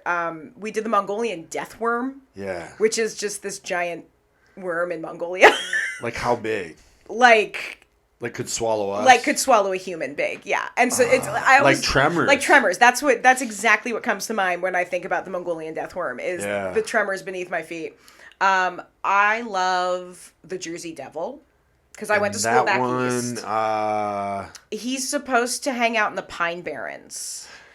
And they did him on What We See in the Shadows. But it was just ridiculously goofy. It was ridiculously goofy. There's a found footage horror film that came out around the same time as the Blair Witch Project called The Last Broadcast. Okay. That's all about these dudes who have a public access show because it was the late 90s. Yeah. And they go into the woods to try to find the Jersey Devil, and then they end up murdered. Ooh. So it was, and again, it came out right around the same time as the Blair Witch Project, and the Blair Witch Project kind of overshadowed everything. Yeah, that was a huge. It was groundbreaking for Right, that movie made tons of money. So much money, especially with no budget almost. Yeah, but it's a low budget film, but the whole idea that the Jersey, they think, oh, did they find the Jersey Devil in the Pine Barrens, and did the Jersey Devil tear them apart? Yeah. My old college roommate, she grew up in Jersey, so she knows all about, and we would go in drives in the Pine Barrens because I wanted to go on a Jersey Devil hunt. Yeah. And she was like, I hate you, but okay, let's do this. I'm going to pee my pants, but let's do this. Those legends get passed down in certain areas, like I always loved the Mothman thing. Mothman, yes. Dover Demon is a weird one. Dover Demon? Dover Demon. It was this little guy that showed up for one night, but all of these different people had sightings. I gotta look it up. It's so weird. We did an episode on him a while back. That was one of mine, actually. And the pictures, people described of what he looked like. He's Town got this, of Dover, Massachusetts. Yeah, and he's got this funky head and these weird, Oh yeah, he looks like a little alien. He looks like a little alien guy. But creepy. And that was there was multiple people who had these sightings. That's creepy. But it was all isolated to one night. Okay, so similar to the Mothman. There was a certain time. Mm-hmm. Oh yeah, there's the Jersey Devil. Yeah, Jersey Devil's cool. Yeah, because the Mothman thing was the bridge that's... It was at a certain time, and it was these kids all saw it, and the one dude got left behind because he got out of the vehicle. Yeah. And they were just so scared they left him. And then they were like, oh my God, we just left our fucking friend. Mm-hmm. And they're like, well, we're a bunch of assholes. But they were so scared they left because they saw the Mothman, Yeah. They went back, and then they found him. He was back, and it was almost like he had been abducted or something, Well, and there's been a couple crazy alien abduction stories and So is that Dover? Is he considered to be an alien? That's one of the theories is alien. The skeptic in me says it was probably some kind of animal. How about Jersey Devil? What do they think that is? Well, and that's another one where you start to trace back the lore. Yes. And you trace it back to a point where you're like, oh, this was some bullshit that somebody came up with. It's just a fun thing Grandpa used to say. Yeah, that took off and then got popular when I think it was the 1920s or so, where it got kind of really popularized. I'm as sure a they do attraction. stuffed animals of it. Oh, yeah. Like Or like the Loch Ness Monster, Yeah. I love Nessie. I believe in Nessie. I think Nessie exists. When I visited Loch Ness, I think I saw Nessie. Nessie looks remarkably like a swan. Who knew? Yeah, that's a swan. It was a swan. Yeah. It was a swan. But I told everybody I saw the Loch Ness Monster. I was like, look, that's right there. But God, it's just so cool, the idea that there would be this big like a plesiosaur. Plesiosaur, yeah. Just like living out there. But it's like, how would that happen? See, that's where I always get a problem I have with Bigfoot is like, if this existed, you would have to have a certain population to maintain a population. Mm-hmm. So if there was just one, he would die out eventually. That is true. Unless he's some mystical creature, which some people think. Well, what I find compelling is across multiple cultures. They have him. You have him. So it's not Same just... with dragons, right? Yeah. That you have you've got the Yeti, you've got the abominable snowman. So maybe there was something. Maybe there's still small pockets of the populations of them that we just... Like you said, if it existed, it would be here. Mm-hmm. Because you can't see very far in the woods. And we have all of this woods that are these national parks and these areas and these mountains. Yeah. So... who's to say there's not a small population or something? But to even have a small population, there's got to be a certain number. You know what I'm saying? The way that like populations work in animals, when they get down to a certain level, that's like extinction level. Because otherwise you're just inbreeding amongst yourselves, and that's nothing good comes from that. No, they'd start looking really weird then. And then they would eventually... Maybe that's what's happening. Maybe that is. Yeah, you don't know, but... That's like some like deliverance stuff. Like, and I don't know. Maybe that's what we're actually seeing. Ooh, you never know. Like, what if it's some weird, like... Well, that's one of the theories, is the wild man theory. That some of the Bigfoot sightings were, people who ran off to the woods to live off the land and grow giant beards and run around half naked. They basically became feral human beings. Yeah. And they were just a tall-statured man. Yeah. Or, like, woman, And especially if you're covered in dirt or mud, that might look like fur. Yeah. Or if there's leaves, the Sam Squanch. Have you ever seen... Sam's Trailer Park Boys. Yes. Yeah. Basically, it's like that. Yeah. Mm-hmm. So it's... That's the thing. When people have sightings, I believe they're seeing something. Oh, 100%. I absolutely believe it. The question is, are you seeing a monster, or are you seeing a bear that's lost all its fur, or what is it? Because those look terrifying. Oh, that to me is maybe one of the creepiest images. The bears with all their fur. Oh no, that I find upsetting in a weird way. It just doesn't look right. It doesn't look right. It looks like a big dog or like... But like a sick one that's funky colored skin and the eyes look weird and the shape doesn't look right. No, it looks so weird. That's a terrifying image. I've seen that on the internet before, And it's been mistaken like diseased But it's just a bear with like alopecia and he's diseased and starving basically. And that's... diseased animals look terrifying. So that's one of the theories with some of these sightings is it's, diseased animals or animals with a condition or wild men or... There's that one really weird recording of them where that does sound really weird. Like I remember hearing that. It's like almost sounds like kind of like ape-like or something. Where it's like kind of those ooh, ooh, ooh, like some really weird... I remember hearing that, and that's kind of like, okay, well, I don't really know what that is, but it could be like a bear or something, or making some Coyotes make weird noises. Foxes make weird noises. Or again, could it be a human? Or it could be. Who knows? Well, what would we sound like if we never learned the English language? Yeah, who knows what kind of vocalizations we could make. That's true. That's it. And if you don't have anything around to hear or listen to, and you mimic other animals. Yeah. So it could be, again, like a feral person. Right. What if they figured out a way to live, or like a kid that got lost and grew up in the woods and somehow survived?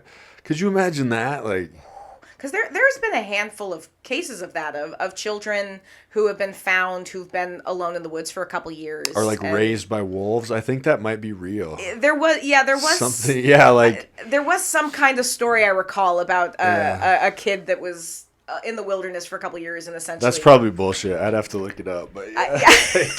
But it again, like, what is that? Or people who are on a desert island, you know, and Right. you stop. You don't know. Like, You don't know, and also what that does to you, having no other contact, having no other. I mean, you know, Tom Hanks didn't last too well on the island without Wilson. He needed his. No, his you come up with volleyball. something, your imagination. Mm-hmm. So here's the thing I was talking about where they think it was just a dinosaur, but I mean, it's basically just a dinosaur, you know. I mean, it looks like These are like artists. So they would see him with hippos and stuff and like. Yeah, because I can't explain that as like a hippo that grew a neck. No, because they would say, like, they would show him pictures of it, and they'd be like, it's this, and it would be like a picture of a dinosaur, you know? Yeah, Like, that's bonkers. that was always my favorite. I don't know, just because I think I was, like, super into dinosaurs. Yeah. So the idea that maybe some dinosaur, a remnant, because that's what they call species, like, and they found remnants before. Yeah. So, like, it'd be like a fish or something that they thought was, like, extinct. Because there was that one, I can't remember how to pronounce it, but it begins with a C. Yeah. The, like, prehistoric one they thought was extinct for... And they found some, yeah. Mm-hmm. And they're not found very often, but they're still around. Well, and now they're getting to the point, like, they could maybe, like, genetically make... Like, what about, like that tiger? What is it? Like, the Tasmanian tiger? Yeah. Like, that was always a cool one. That, because we existed with that. Yeah. So we have actual photos of it, but now it's extinct, you know? Like... Or even the woolly mammoth DNA they keep finding. They keep talking about making a brand new woolly mammoth, and I bet they will. I'm sure at some point somebody's going to think that's a great idea. Yeah, I mean, it's like Jurassic. We're going to do it. I'm like, y'all, you saw Jurassic Park. Come on. You should listen to Jeff Goldblum. Have we learned nothing? I bet we'll do it. We'll probably make dinosaurs someday. Somebody might already be trying and just not talking about it. Right. I mean, we're going to do so many weird things, I feel like. Because we're doing all this weird science shit where they're not saying anything till after they're like, so P.S. we did this thing. Okay, have fun, bye. They're doing human and pig hybrids, and that's my Alex Jones impression. Well, they did, though. They've been... they really did do some shit like that, though, yeah. Well, in the artificial wombs, they've been growing, like... It's pigs or lambs or something, because I saw some it's some weird shit the government's doing. It's like, can you not do that? It's like, guys, this isn't going to end well for us. Right. Just be careful. Could you be careful? Yeah, just be careful with, like, I just saw something like they unearthed some old disease from, they were in, like, the North Pole or I don't know. It's like, just don't do that. Just don't. Yeah, if they're like digging in the ice and they like accidentally. We just had COVID, so then it's like they're digging in the ice or something and they like unearth like the next pandemic by accident. And... I'm like, have you all learned nothing from disease movies or zombie movies or anything? Right. There's some good disease movies too. Like, yeah. There's some really and zombie movies usually kind of are a disease movie because it's usually spread through some disease. Through some kind of disease. It depends on if you're going like Romero style, where you just have the dead rising, or like the 28 Days Later sort of situation. Right. Because I thought 28 Days Later I love because even though that whole like rage virus thing seems a little bit, you're like, okay, it's something developed in a lab and it's spread through saliva or but blood. It's the idea that it waits so like you could have it and not know. Mm-hmm. Where like, what was the other one where you got it like instantly if it even touched you, like that to chop her arm off? Oh. With I think that was Brad Pitt. Yeah. Was that World War Z? Yeah, that was good because that was like it happened immediately. Mm-hmm. I always like the idea of like where it slowly happens because then someone can get it and they'll be like they don't want to tell the rest of their friends. Tell people. Yeah. It's like a moral dilemma. Like I gotta tell them, but like you basically they're not admitting it to themselves that I'm done. Yeah. And they don't want to admit it because it's like so they hide it. Yeah. Mm-hmm.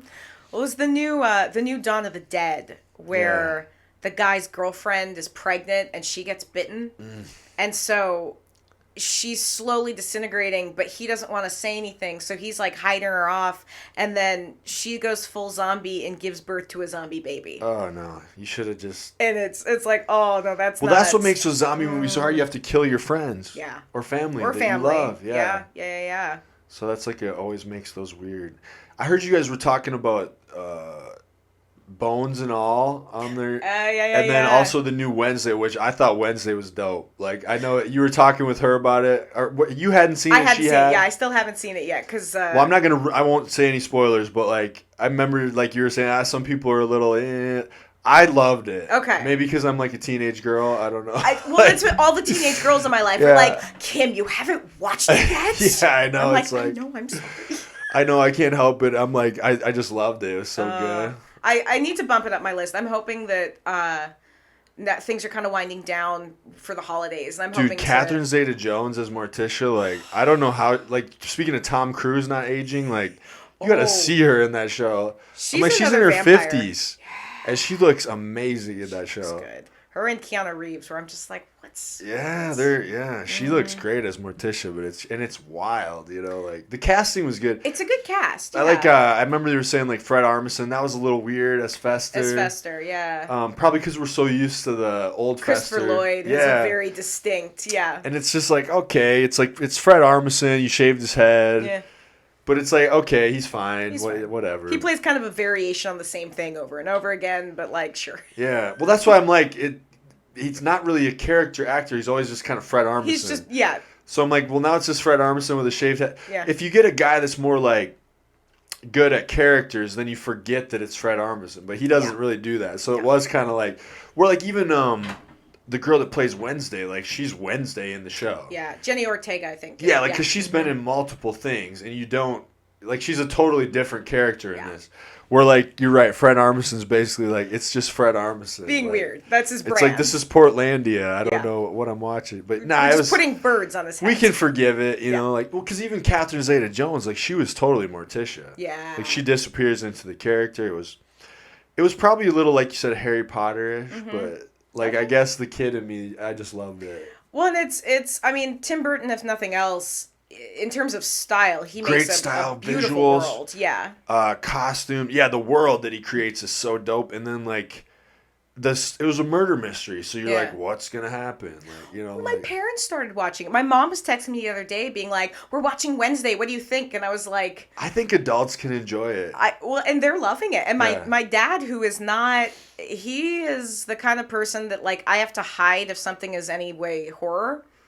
Oh, so he doesn't like horror. No, see, here's the thing. He does. He just doesn't like the word horror. He thinks if it's horror, he's not going to like it. But he loves, like, he liked Hannibal. If it's a good movie, he'll end up liking it. Yeah, he likes the murder mysteries. He likes some of the supernatural stuff. You just can't approach anything with him saying this is horror. Yeah. And then he'll like it. So they started watching, I think my mom's angle was it's a murder mystery. Yeah. And I'm like, my parents are lapping me on this.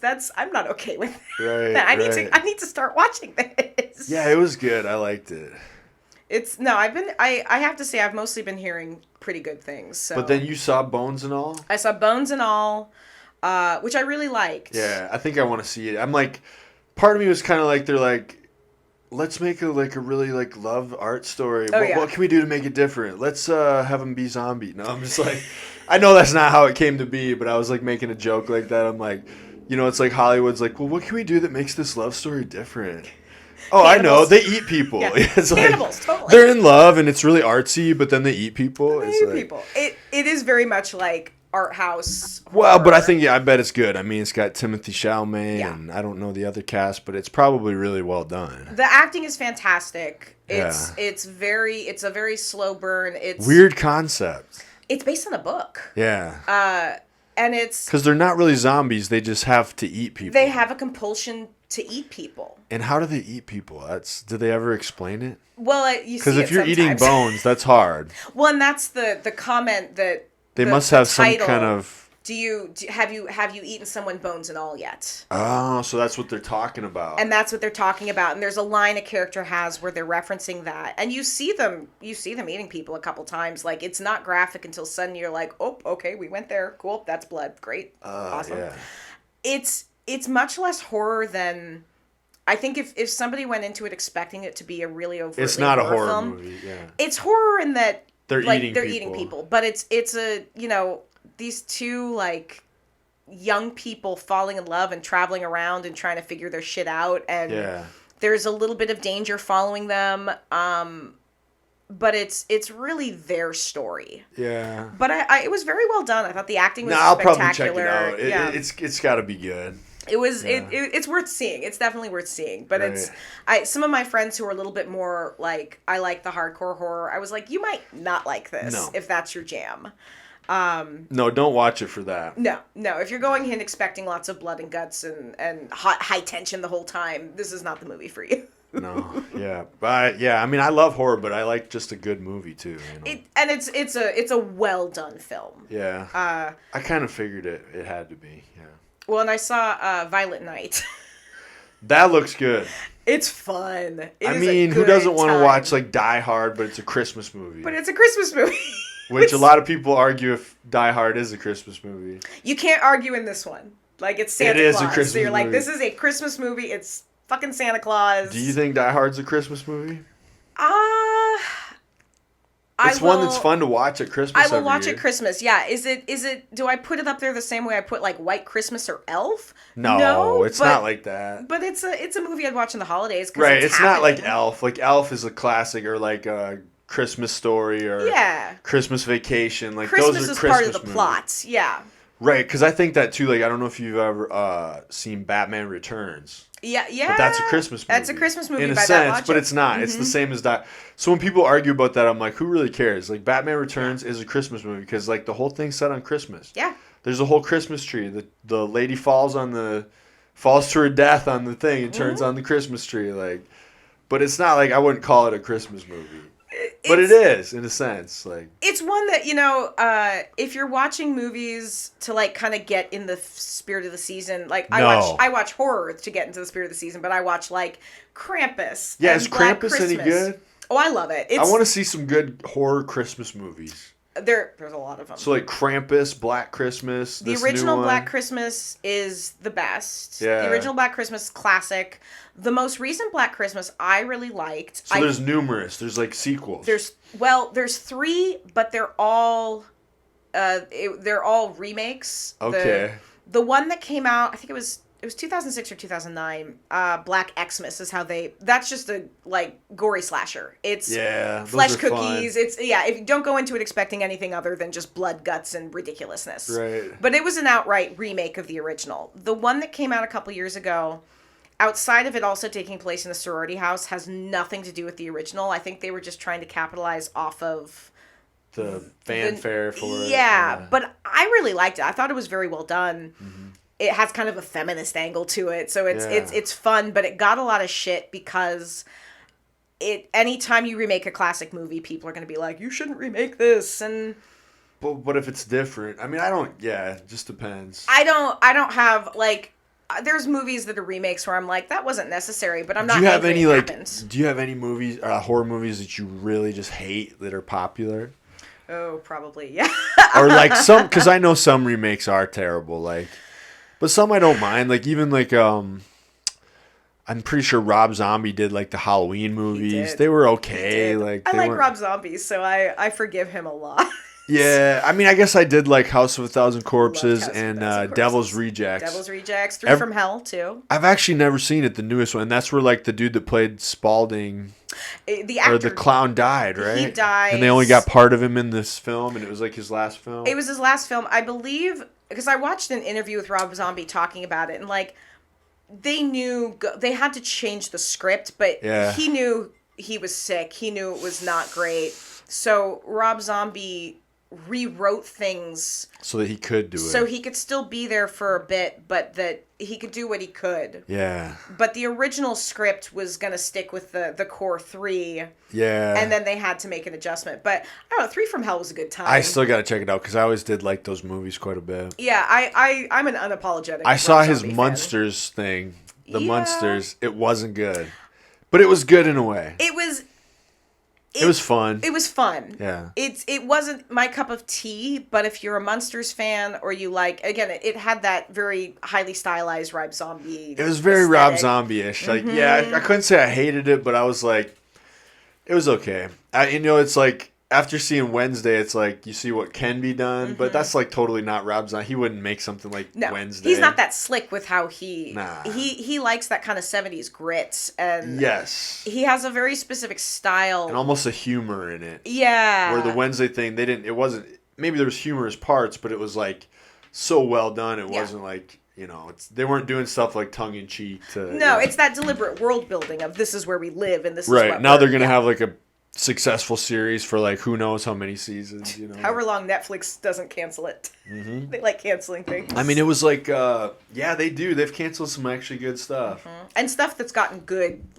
ratings, good. And I wonder why. Just they 2 corporate seasons. stuff. Yeah, if something goes for 2 seasons, once they get to the 3rd, they have to pay them differently. So some stuff gets canceled after 2 seasons because It's just a budget thing, probably. yeah. And to be fair, most streaming networks, I mean, HBO Max is just going on a rampage canceling things because That are popular?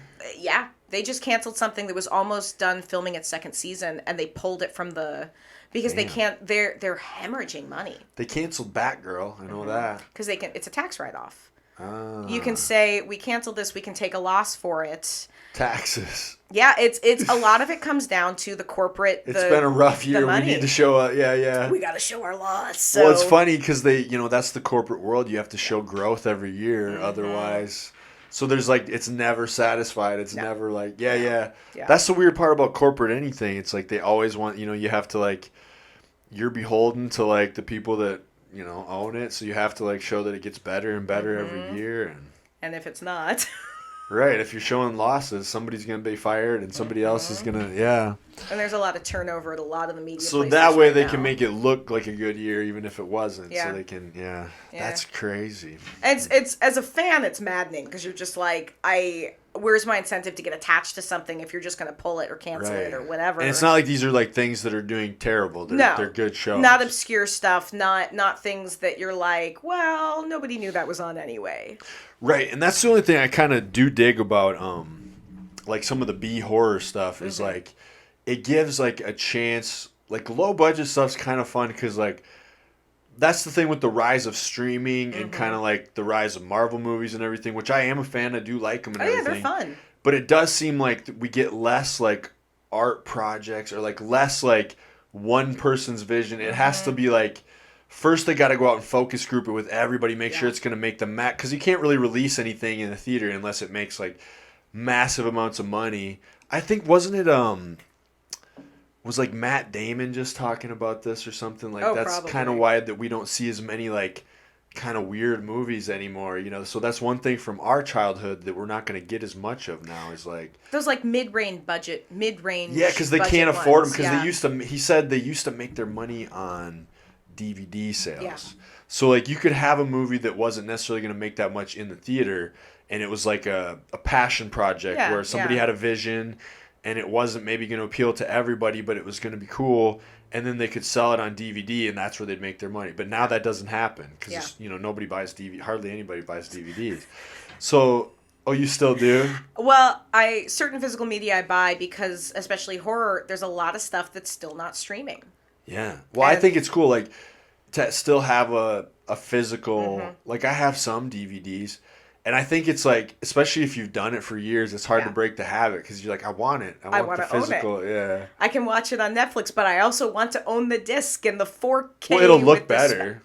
Yeah, if you got a good player and you got a good TV, it's going to look amazing. And the commentary. I love the commentary. Yeah. It's fun. And it's just like collecting, right? Yeah. Collecting anything. Well, and if nothing else, stuff getting pulled from streaming shows you that's the risk. If you're only relying on streaming, if something leaves streaming, you're never going to see it. But so if it's a movie you really like, you can keep it and just watch it whenever you want.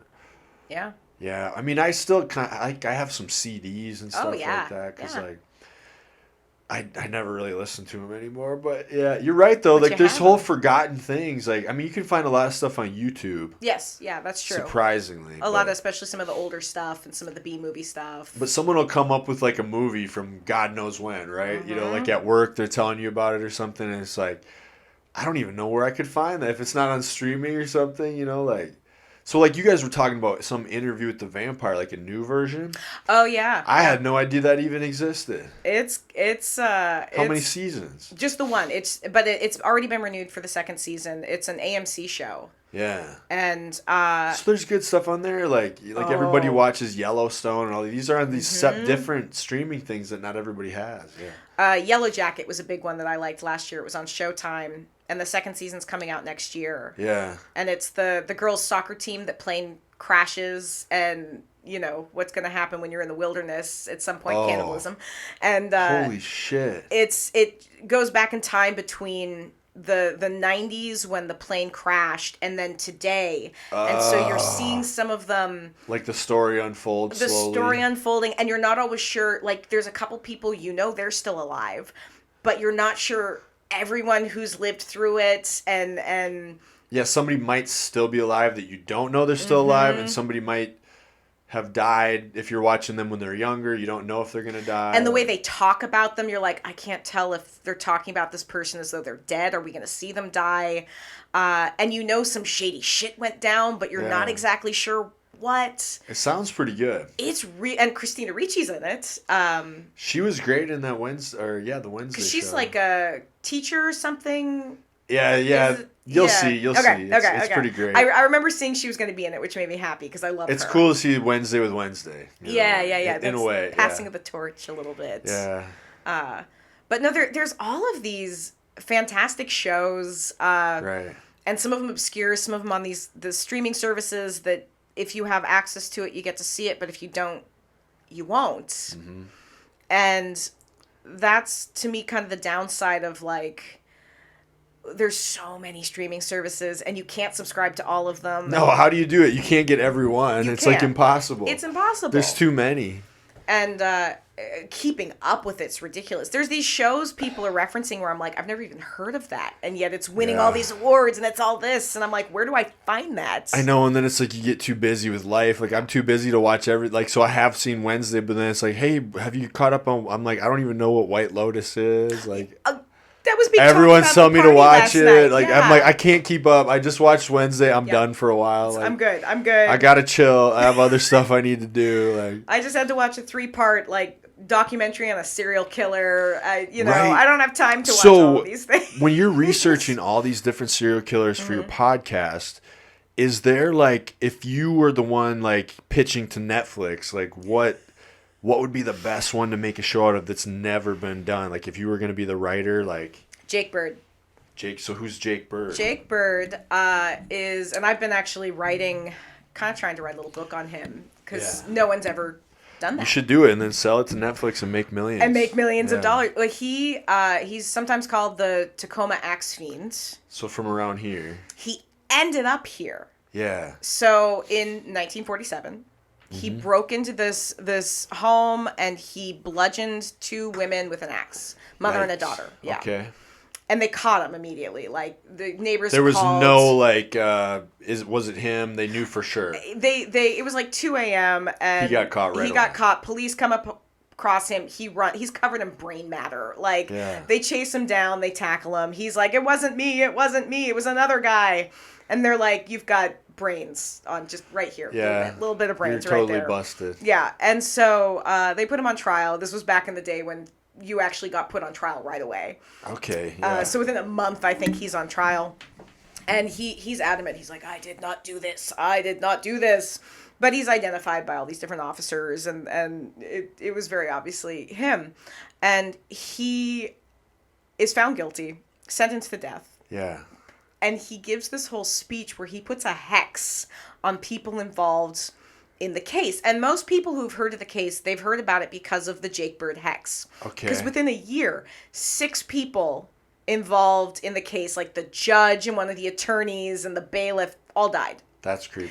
To be fair, most of them died of heart attacks, and they were older men. So you're like, so maybe they're putting something onto it that's not. It's you're 70 years old. It's 1947. You have a heart attack. Just happenstance, Yeah, but regardless. But you could make that a great series. You could make that a great series. So then they take him to prison, and he just starts confessing.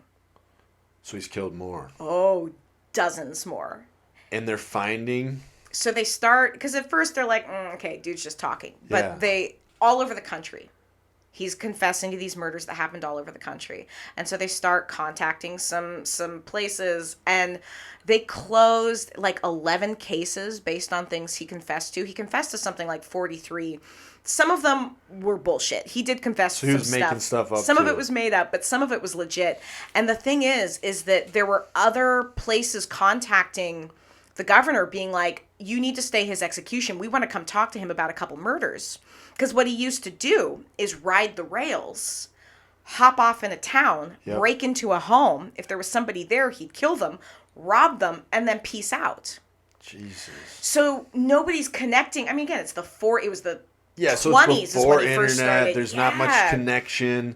It's kind of like when people could rob banks and then just go to a different town and disappear, and you're fine. Yeah. Nobody knows. And so there was stuff they could absolutely pin on him, and did, and close the cases. And he would be like, the body's here, and they'd find it, and it was like, yep. Well, and that's the thing, isn't like one of them, it was bonkers. One of them, it was an older woman, and the cause of death was listed as an accident because they're like, well, she fell and hit her head. And you're like, okay, but did she ransack her own home? Did she put her purse and empty it on the counter? Yeah. Did she hit her head in a way like somebody hitting you in the... I mean, y'all. So there was some where it had been attributed to, or again, a breaking and entering. Most of them were like, somebody broke in, were surprised, robbed the place. He had been convicted previously of an attack on a couple, but they lived. Yeah. And there had been a few other axe attacks in the area, and they were like, well, maybe it was him, but they couldn't prove it. Okay. So he went to jail for assault, but then he was released. And then he went and killed more people, and then ended up in Tacoma, where they finally arrested him. But eventually, the governor was like, no, we're tired of people talking to him. We're just going to execute him. So they executed him. And... what the fuck? Yeah. Like, but there could be all these other murders. There could be all these other murders. So I have been I've covered him. I covered him for the podcast. I've done tea and true crime on him a couple times because I keep finding out more information. There's nowhere currently does a cohesive list of all of his known victims exist. Now we'll never know because like they killed him. They killed him. But I'm trying to trace back like... there was a case I found where a couple were attacked in their business. They were bludgeoned with an axe. It fit the time frame. They lived near the light or the. And that was like his style was the axe thing? The axe, bludgeoning and an axe. That's what he primarily did. Ugh. And so I'm looking at these other cases and trying to make a timeline of exactly where he was, where some of these known murders took place, and could some of these other ones be connected to him.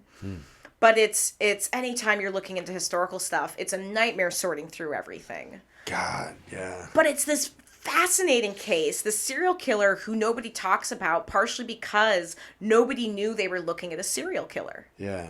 And that's what I find really interesting. We've had a handful of those. Like Israel Keyes is a great example of one. And who's that? He was a serial killer who was caught after he abducted and murdered a young girl in Alaska. And this was like 10 years ago, maybe a little more than 10 years ago. And they have it on video, him like abducting her from the coffee place she worked at. And they traced his car and her car to an ATM, and they were able to like track him down. They arrest him. And in a very similar move, he starts confessing to all these other murders. But he had a very similar MO in that he didn't care who he killed. He didn't have a type. He took an opportunity. It was just opportunities. Opportunities. Just like that other guy. That's so weird. And he knew to not kill people too close together or in the same way, because then you trace it. You see the pattern. It's such a weird compulsion. Yeah. Yeah. But it's terrifying to think, because I think, And that's like somewhere it's not like based on anything sexual. They're just killing people. They're just maybe. He did sexually assault some of his victims. Okay, so there was that. But it's he didn't have. But he knew not to do it in the same like. He had an understanding. Because, some of it, I think, comes from we have such a deeper awareness of serial killers now than we did. Yeah. That you have a whole generation of people who know what not to do. So it'd be harder and harder. So what do you think now? Like, because you said, wasn't there like a period of time that was more serial killer? You said like the 70s was the highest? The 70s, you have the couple authors have referred to it this way, of the golden era of serial killer, which is like 1950 to 2000. And that's where you see a lot of our big ones, you know, your And so Bundys you think they're and still out Ridgways. there now? Oh, absolutely. It's absolutely. just harder to get away. I think you're seeing a change in how they operate. I think some of them are becoming spree killers or mass murderers who are like, There's a lot of that shit. There's a lot of that shit going on where instead of developing into a full-on serial killer, they're going into a school with a gun. Right. They're finding somebody, and it's always like kids or like gay bars, I feel like. It's like, what the fuck? Yeah. You know? And or just random. Sometimes it's just random, like sometimes that theater. It's random. Oh, yeah. Like, wasn't that Batman or something? Batman. Like just a random fucking theater. Or churches. Or churches, yeah. Just unload. And so, yeah, I think you're seeing an evolution in how people are approaching it if I'm a serial killer. Because there's more of an understanding now of like, well, how did they catch Bundy? How did they catch Ridgway? What did these guys do? How did these guys fuck up? Because they went for a long time. Oh, yeah. A lot of them. A lot of them did. Again, Ridgway's a great example. You know, he killed for almost 20 years. And at Sam Little, you know, we didn't even know he was a serial killer till he was in prison. He was like, I got some things to confess. Yeah. And how many of them got to that point where they're like, well, I'm arrested anyway. I may as well start talking. Right. It's like an ego thing or something. It's absolutely an ego thing. So, yeah. What about this newest, those murders in that house? Did you hear about that? What was it? There was just a recent one where like, it was like he was on the top floor. Where was this? Oh shit! This wasn't I know there was like the college kids that were killed. Yeah. I haven't looked in depth into it yet. I've been seeing some of the headlines where it was like 4 kids in. Yeah. Was it Idaho or Idaho? Idaho. Yeah. So that's like the newest one. University of Idaho students' deaths. So that's a creepy one. So I mean, I don't know if it's a serial killer or because I don't think they found him. What will, I guess, determine if he's a serial killer or not is if it happens if he kills again. Yeah, because it's the distinction between like a spree killer or a mass murder is the cool down period. So it's like 3 people that were living there, another one's boyfriend who was staying over, and they're partying at a house, University of Idaho. Oh, jeez. They got home from partying at like 1:45, so you're all drunk too. Yeah. So that makes you like easy pickings, you know. Oh. That's heartbreaking. Yeah, it's crazy. Well, and it's they made an arrest in that the Delphi murders, those 2 teen girls or preteen girls, where they on the bridge, and they had the video where it's been a couple years now, but they finally made an arrest there. Okay. Like there's hope with. It's harder to get away with some of the stuff than it used to be. Right. So that's why, like, in the old days, like you said, you could just go, like, rob a bank and then go away. Or, like, you might have been somebody that had, like, did something horrible and you were able to move on from it because people would forget. Nobody knew, yeah. Nobody knew. Maybe you could make a life in some other town or something. Or go whatever. out west where nobody is. Yeah, I'm going to go west and get away from my past. Like, there's a freaking, like, Western movies like that. Oh, yeah, you know? absolutely, yeah. Make a new identity. Nobody knows. You can't do that now. No, now everything is recorded. Like, so it's probably harder. So, which is a good thing. Yeah. But then the bad side is like all the social media attention causes all these mass shootings and stuff, and maybe that's where it's going. Well, and there's the question. I've done a couple panels on this. The whole like celebrity of murder culture. Well, I think that's what with those shootings. Yeah. I do think there's an element of like clout in a sense. It's like humans have this natural tendency to chase clout or like status. It's like you see it in the animal kingdom. Like animals do it. Yeah. So like we do it in certain ways. If you can't, like you do it either you try to find money or you try to make yourself look good by lifting weights or working out or like whatever way they're doing it. Humans have this natural, or some people do it socially. They're social butterfly. They try to move up in the social status. Like. Well, I think these are like some disillusioned people that have a lot of pain, obviously, and they're fucked up and they get made fun of or they're picked on or Or they're just mentally, I don't know, but I think they see it as it's the fame thing. Yeah. It's like the notoriety, I will be immortal in this thing. It's like I can't get it any other way. I can't Yeah. get this attention I need, and I have pain that I want to spread to the world, so I'm going to figure out a way to do it in a horrible way. Well, and something I've brought up on our podcast a number of times is the fact that most people could name 5 serial killers. Very few people could name 5 victims of serial killers. None. Yeah. I couldn't name any. Because the focus is on the killer. Yeah, you're making a fame. And I suppose shooters, I mean, I couldn't name 5 shooters, but in a sense, they get famous because they get put in the news. They get put in the news, and everybody knows, like, the Columbine kids. Everybody knows I do know that. I don't know their names, but I mean, that was the first big one. Yeah. So. Sandy There's some Hook. level of ego and fame attached, which is creepy, you know? But we're also getting to that point, like, I feel it happening to myself, where I see something trending, and it's like, you know, school shooting, and you're just like, another one? Over it in a week. Yeah. Well, in a sense, it's because, like, if you think about it, like, in the past, we wouldn't have had all that information to us. So, like, we'd be in some, like, small town, and if something tragic happened, it'd be like, oh, old Amos got crazy, and he killed his wife or something, you know? And, like, that'd be the tragedy, and, like, that's the only one you'd hear of for 10 years. Yeah. We wouldn't be hearing about the one that happened in the town over. So that is part of it. So I suppose we've just gotten numb to it because we hear it over and over again. We hear it over and I think that's what's sad. Yeah. Like, I don't want to be numb to it, but I also don't know if you as a focus human, too much on it, you're going to go crazy. Right. It's almost like not watching the news so much. Yeah. It's like, it's not that I don't care about what's going on. Right.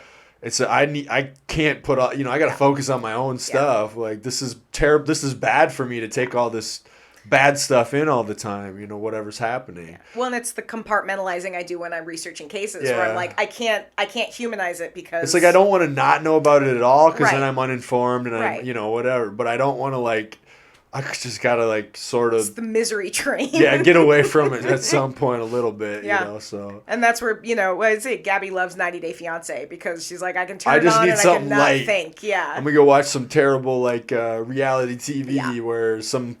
You know, ladies throwing wine in some other lady's face and they're fighting over my rich husband's better than your rich husband and like and memes are born and we're like, I like a meme. Memes are great, aren't they? Memes are great. Yes. That's one thing that brings everybody together, I feel like, is a good meme. A good meme? Yeah. My mom is 75 years old and I will still get a meme from her and I'm just like, that's hilarious. This is amazing. She's still memeing. You know, a lot of people, we're kind of ageist in our country, and like people that are older, they get shit too. Oh yeah. Because if they're staying up to date, you know, some don't. They're like, I'm not getting into any of that. But it's some people like my grandma will send me a Snapchat like, hey, I miss you, and she's like 80-some years. I'm like, how do you have Snapchat, Grandma? Like, I don't understand what's going on. You know, that gets dangerous. You know, grandma on Snapchat, it's like... Also, are you checking out my feeds? Because I'm not sure how I feel about that, Grandma. Right, I'm like, Grandma, sometimes I'm putting some, like, you know, like, posing after the gym or, like, some, like, shirtless stuff that I don't really need you seeing. You don't like, need to see that. But, well, we've gone for, like, over 2 hours. Oh, wow. So, yeah. Is there anything else you want to talk about before we wrap it up? You got to get to your other... What's your podcast tonight about? It's the Jack the Stripper. Jack the Stripper. The Hammersmith nude murders. So we're going to... I think I like the Hammersmith nude better than Jack the Stripper. Sounds like... I don't know. It makes it, like, cheeky in a way that you don't want to be talking about women's people getting death. Killed. Yeah, it's like... Again, we, like, turn it into a funny thing. And it's like, there's always this serious part. It's kind of like that's something I would hear on, like, Beetlejuice. Like, Jack the Stripper, my friend. You know, like, It sounds like some kind of ghost that used to be a stripper. Right. And that's the joke, is that, like, that's Jack the Stripper, and that was his stage name. And then it's delightful. When you're looking at, like, 6 dead women, you're like, that's not funny. No, exactly. That's always the horrific part. But you're right, we definitely don't focus on the victims.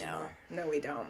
And it's like, it's so sad because, like, I think it's one of the worst things that somebody else decides that somebody else's life is just, or they're just a toy, you know, like, we all have ourself inside of ourself, and you're just it's like definitely some kind of narcissistic, like, not power to aware that other people are people, and they're just objects to you to use. It's like weird. And have control over and have their life or death in my hands. And yeah, and that's just really creepy to me because it's like we all get this one experience on Earth, and nobody has the right to take anybody else's away from them. No.